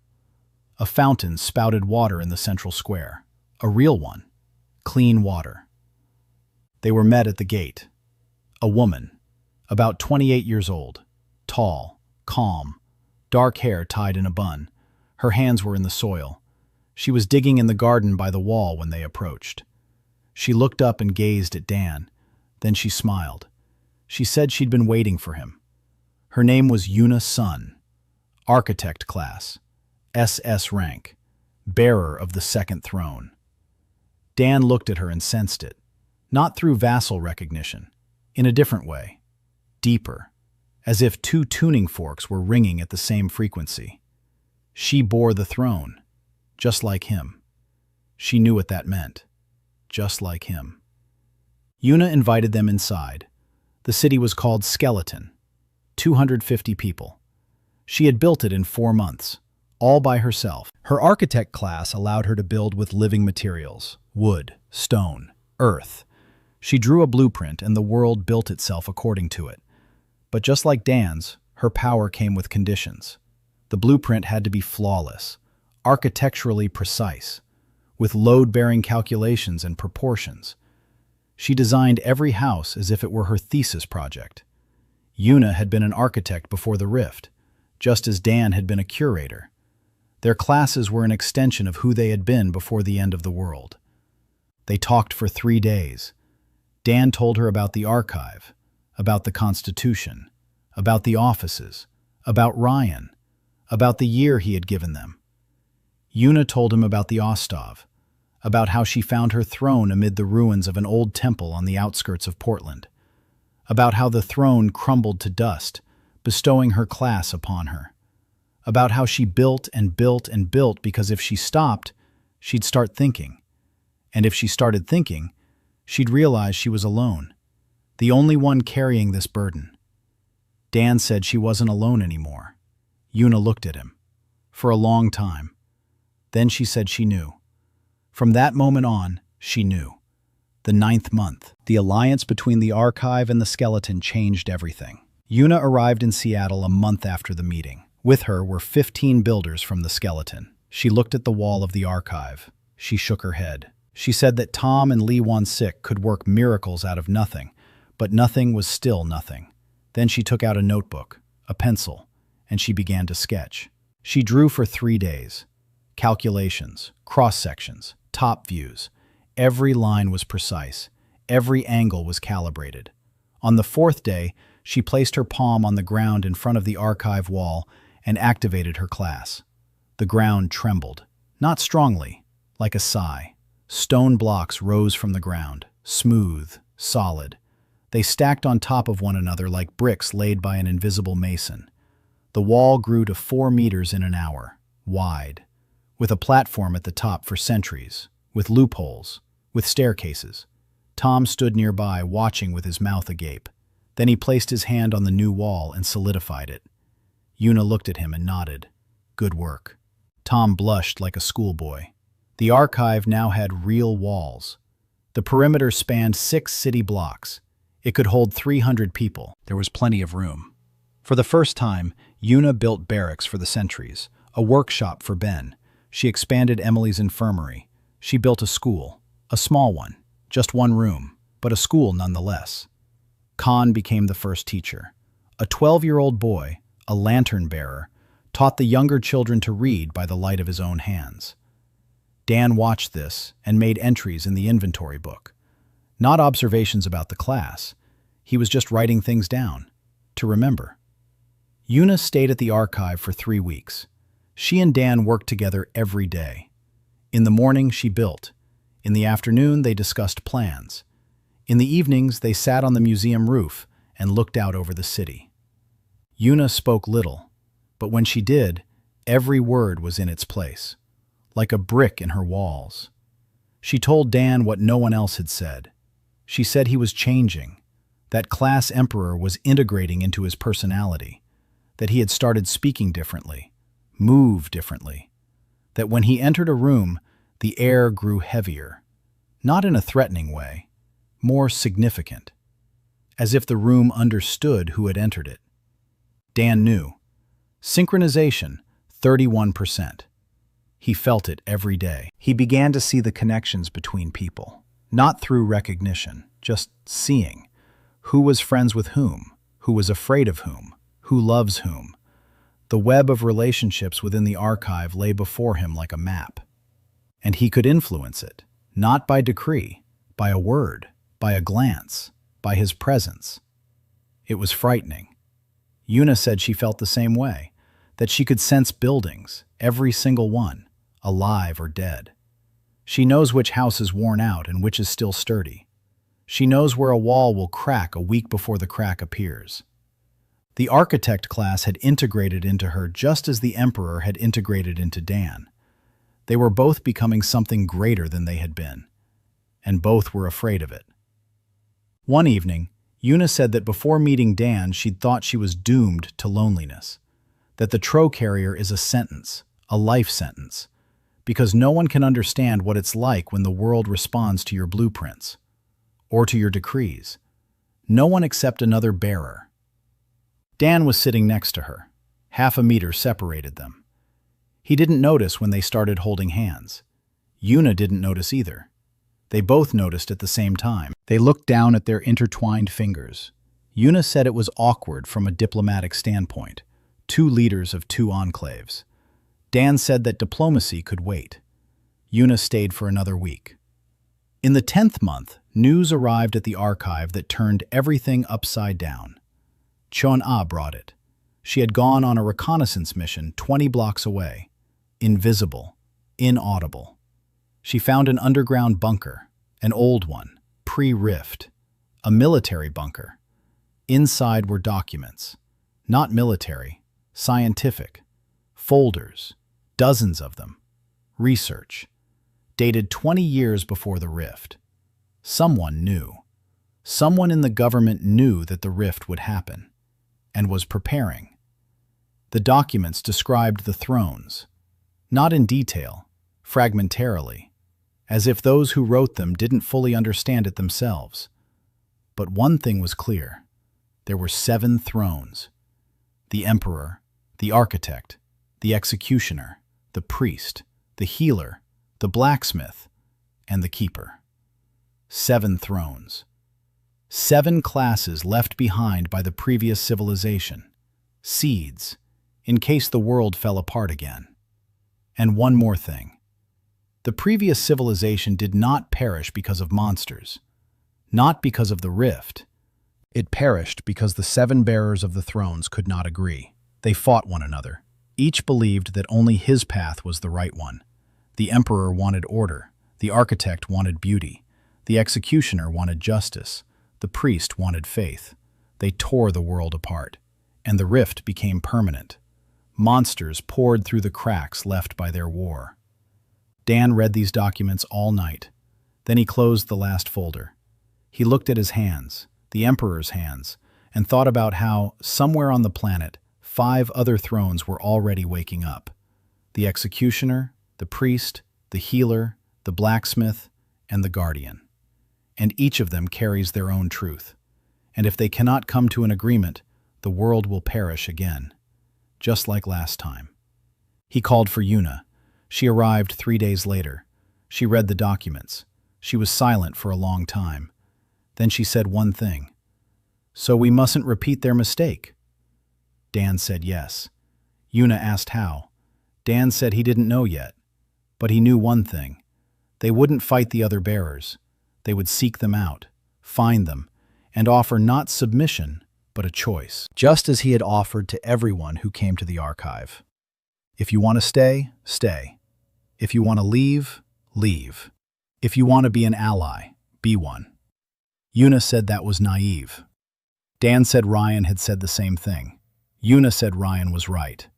Dan said they'd see in 6 months. Yuna built real walls for the archive and expanded its perimeter. Dan and Yuna grew closer as bearers of the tea and as people. Jung-ah found secret documents revealing the mystery of the 7 thrones and the downfall of the previous civilization due to war among the bearers themselves.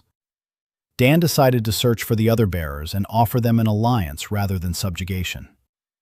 1 year after the rift, the archive numbered 500 people, 5,000 square meters behind the wall.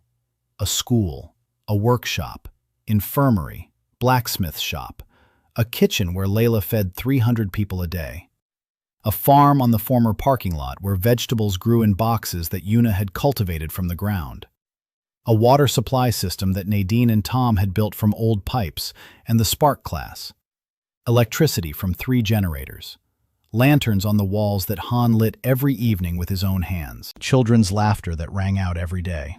Tejo was working, a teddy bear in his hands. Fear receded from those who were nearby. The children played. The adults watched the children and remembered why they were surviving. Dan stood on the roof and waited. A year.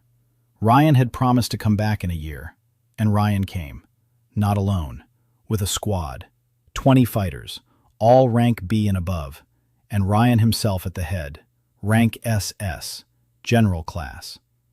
They approached the walls of the archive and stopped. The sentry rose. 4 red eyes stared at the newcomers. He didn't attack. He waited. Dan came down. He stepped outside the gate, alone, just like a year ago. Ryan stood in front of the wall and watched. Not at Dan, at the wall, at the city beyond it, at the smoke coming from the kitchen, at the light in the windows, at the children visible through the loophole. They were playing ball in the square.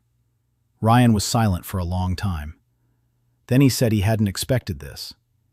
Dan asked what exactly. Ryan said, life. He had expected a camp, fortified, armed, maybe even impressive, but a camp. Instead, he saw a city, with smoke coming from a chimney and children playing ball. In his guild, children didn't play. Children trained. Every child with a class higher than F underwent combat training starting at age 6. That's how it has to be. That's how they survive. That's what he decided. And here before him was a place where children were playing, and the ball was flying high, and someone was laughing, and the ball fell by, and everyone was laughing even louder. Dan said the treaty proposal was still on the table. Ryan looked at him. Something was different. Dan activated recognition, and he sensed it. Ryan's wall, solid, impenetrable. It was still there, but a crack had appeared in it, a small one, as thin as a hair. Not doubt, not weakness, fatigue. Ryan was tired. A year of a rigid hierarchy, a year of orders carried out of fear, a year of people who obeyed but didn't believe, a year of children who trained but didn't play. He was right. His system worked. People survived, but they didn't live. And he knew it. He'd known it all year. Dan didn't press the crack. He didn't invoke the decree. He didn't cite the precedent. He just stood there and waited. Just as he had waited when the sentinel lay down against the wall. Just as he had waited when Chang'e spoke. Just as he had waited when Manhwa took office. The Emperor waits. Because true power isn't about forcing people. It's about being willing to wait until a person decides for themselves. Ryan was silent for 10 minutes. 20 fighters stood behind him motionless, waiting for an order. He didn't give an order. Then he said he wanted to go in, to look around. Not as a general, as a person. Dan nodded and stepped aside. Ryan entered the archive alone. He left the fighters behind the wall. He walked around the city for 2 hours, in silence. He peeked into the school, into the workshop, into the infirmary, into the kitchen. He saw Becca handing out assignments and people nodding, not out of fear, but out of understanding. He saw Emily treating an old man and speaking words to him as the wound closed. He saw Min sitting on the wall with 3 cats, gazing into the distance. He saw Tae-ho, holding a teddy bear, sitting next to a woman who had just come from behind the wall and was crying. And the woman stopped crying. He saw the Constitution, on the wall of the main hall, under the glass that Tom had reinforced. Every word was legible. Dan's seal glowed gold, the last clause. The head of the archives may be removed by a decision of the council. Ryan stood in front of that clause and read it over and over again. Then he returned to Dan. They were sitting in the director's office, the same desk, the same lamp, the same sweater with worn elbows. Ryan said that Dan had won. Not the war, the argument. A year ago, they'd argued about what the world should be like after the rift. Ryan had said by force. Dan said choice. A year later, Dan's kids are playing ball, while Ryan's kids are training with weapons. The answer is obvious. But Ryan can't just give up. 400,000 people depend on his guild. If he leaves, everything will collapse. Dan said he wasn't asking him to leave. He's asking him to stay. In his position. Ryan raised his head. Dan pulled out a sheet of paper. Hansiji, number 5. The very one he'd saved a year ago at the intersection in the rain. He wrote, "Not a decree, a treaty, between the archive and the Western Corporate Guild. Equal rights, trade, exchange, mutual protection, freedom of movement for people between territories." And one additional line, a position for Ryan. Marshal of the Western Borders, military leader of the United Defense, not subordinate to Dan, an ally, an equal in rank but in a different sphere. Ryan is responsible for the walls, Dan for what's inside. Ryan read it, for a long time. His hands didn't tremble. He was a soldier. Soldiers don't tremble. But through recognition, Dan could feel a crack in Ryan's wall widening. Not destroying the wall, opening a door. Ryan looked up and said one thing. All his life, he'd either been given orders or had given orders to others. No one had ever given him a position, not a title, not a rank. A position, a place where he was needed not because he was strong, but because he could do what he could do. Dan said that this, precisely, was what a position was. A promise to a person that others saw in him what he could become. Ryan signed it. Dan sealed it. The seal was placed on the contract. A golden light filled the room, unbreakable, as long as Dan lives. Ryan returned a year later, as promised, and saw not a camp, but a living city with children playing. He walked through the archives and read the Constitution. Dan offered him the position of Marshal of the Western Borders and the treaty between the parties. Ryan signed it. The war ended not with a battle, but with a choice. The second year was drawing to a close, a winter day, a gray sky over Seattle. But a normal kind of gray, a human kind of gray, not red. The cracks of the fault had faded over the past 2 years.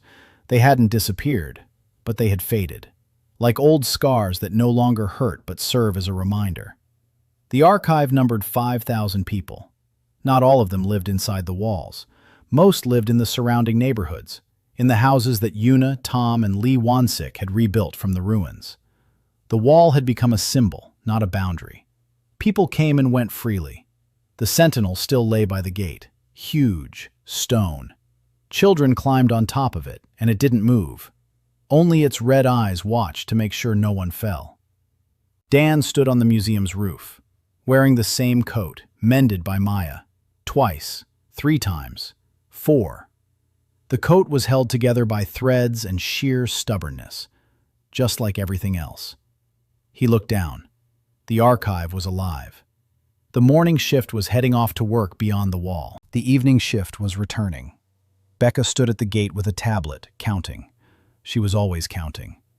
The supply chancellor knew every sack of flour, every nail, every liter of water in a city of 5,000 people. She had lost weight. She had aged. And she had grown more beautiful. The kind of beauty that comes to people who have found their place. Songkva was training the recruits in the square. Not in fencing, in tactics. She drew diagrams on the ground and explained how the perimeter worked and how to respond to a breach. a security advisor who thinks rather than strikes. Her sword hung on the wall of the infirmary. She hadn't touched it in 3 months. Emily was running somewhere with a bag slung over her shoulder. Chief court physician. She now had 8 assistants. She'd trained them herself. She slept 6 hours a night, sometimes 7. The right to refuse for self-preservation was in effect. She exercised it once a week. She'd close the infirmary and go to sleep, and no one died because her assistants managed just fine. Chona was somewhere nearby, invisible. Dan could sense her through recognition. A small, warm spot. Not icy, warm. She had changed more than anyone else. The Keeper of Silence walked through the city every night and came to Dan every morning with a report. Who was crying? Who wasn't sleeping? Who was hungry? But in recent months, the reports had grown shorter because fewer people were crying. Min stood on the wall, 18 years old. He'd grown up in 2 years. He'd shot up. His hunter class had advanced to rank C. He could now sense not just small animals, he could sense every living thing within a 2-kilometer radius. Every bird, every rat, every monster, every person. 3 cats sat next to him, those very same ones, from the museum basement. They hadn't left. Taeho, 12 years old, the court's chief comforter, a teddy bear in his hands, the very same teddy bear, worn out, patched up, but the same one. Taeho was sitting on the museum steps, and next to him sat a girl of about 6 who had arrived yesterday, alone, without her parents. She wasn't crying. She was sitting next to Taeho, holding the teddy bear by its paw, and her face was calm. Han taught at school, every day. His light grew brighter. Rank D. He had grown up. His sister, Sola, had grown up too. She was 9. The system had finally determined her class. Gardener, rank E. She touched the ground and seeds sprouted. Slowly, but they sprouted. Yuna came once a month. The skeleton flourished. 400 people. A road ran between the archive and the skeleton. Safe. Guarded. People walked along it freely.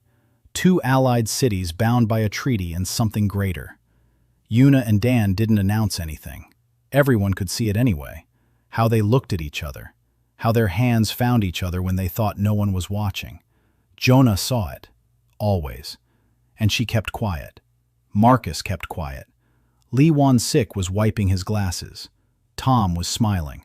Jin was grinning. Becca said they needed to stop pretending already. Emily said the same thing, only louder. Ryan sent his men to help build the outer perimeter. 20 construction workers. 10 fighters for security. The marshal of the western borders was doing his job.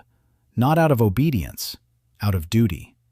He found something in this that he hadn't found in the general's chair. Meaning. His people began coming to the archive, not sneaking in. Coming. Openly. By agreement. To observe. To learn. Some stayed. Some returned and told others. Something was changing in the guild. Slowly.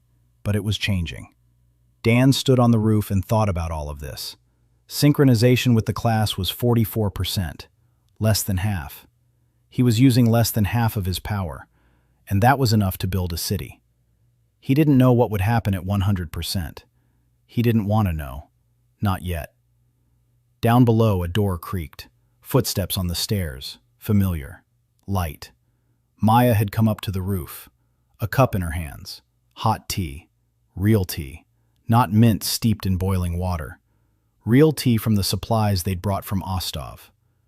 In her other hand, a thin folder. Maya approached. She held out the tea. Dan took it, burned his fingers, blowed on it. Maya stood beside him, the keeper of the records. Her signature appeared on every document in the archive next to his. She had grown up, not physically, internally. The girl behind the counter whom people used to address with a simple "hey" had become a woman whose signature carried weight. A document without Maya's signature was not considered valid. Dan had done this on purpose. Her archivist class had advanced to rank B. She could see through lies, in any document, in any word. If someone lied in her presence, she knew. Not how, she just knew. That made her irreplaceable. And that made her who she had always been, the person who safeguards the truth. Maya handed him the folder. Dan opened it. The archive's first constitution, revised, amended, expanded over the past year. New clauses, new rights, new responsibilities. But the structure remained the same. Everyone has the right to leave. Everyone has the right to food and shelter. Everyone has the right to a position of their choosing and by consent. The head can be removed. The last page was new, a treaty between the archive and the skeleton, between the archive and the guild, between the three cities, united. Not under a single ruler, under a single principle. A position is not power over a person. It is a promise to a person that they have been recognized for what they can become. Maya said, "Sign it. This is no longer a decree. It is a treaty." Dan looked at the document, at the city below, at the 5,000 people who were living, not merely surviving, at the bonfire by the gate where his people were sitting. Marcus and Jean and Becca and Tom and Lee Wansik and Nadine and Min and Taeho and Han and Rita and Byung and Kwan and Layla and Sonhwa, who tossed a twig into the fire. And Emily, who was sitting next to Sonhwa, saying something and Sonhwa was listening. And Jong-ah, whom no one could see but who was nearby. Always nearby. Dan picked up a pen. Not a calligraphy pen. Just a regular one, a ballpoint pen, a blue one. The very same one that started it all in the museum basement 2 years ago. He signed his name. He stamped it, not with a gesture. The stamp pressed down on its own. A golden light shone through the paper, quietly, calmly, like an exhalation. He raised his head. He looked up at the sky. A crack, one of dozens, right above the museum. It trembled. The edges shifted. By a millimeter. By a centimeter. The red glow inside it dimmed. The crack was closing.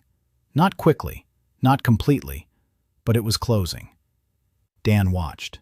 No one below could see it. No one but him. He could have said something. Could have pointed it out. Could have announced that his contract had begun to close the rift. That every time people choose instead of obeying, the world becomes a little more whole. That the test continues, and as long as they're passing it. He didn't say anything. He remained silent and drank his tea. Maya stood beside him. She, too, was looking at the sky. She saw it. Dan could tell by the look on her face.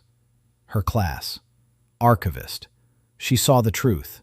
In the documents, in the words, in the sky. She saw that the rift was closing. She looked at Dan. He looked at her. She didn't say a word. He didn't say a word. They stood on the roof of the museum that had become a city. Two ordinary people with extraordinary roles. A museum curator who had become emperor. A souvenir shop clerk who had become the keeper of the truth. A bonfire burned below. Children laughed. A stone monster lay by the gate like a dog. The city breathed. It lived. It wasn't just surviving. It lived. Dan finished his tea. He set the cup on the parapet. He looked up at the sky once more. The crack had grown just a little narrower. He smiled, without reservation, for the first time in 2 years. And for the first time in 2 years, he didn't need to write anything. No order, no assignment, no contract. Everything had already been written. Everything had already been said. Everything was already working. The world was fixing itself. He simply needed permission. And the 63 people who had become 5,000 gave him that permission. Not by force, not by class, not by rank, by choice. Free, voluntary, human. Dan turned toward the stairs. It was time to go down. People were waiting below. His people. Not subjects, not vassals. People who stayed because they wanted to. And as long as they wanted to stay, the cracks would close. One by one, slowly, but surely. Like healing wounds on the body of a world that had finally been allowed to recover.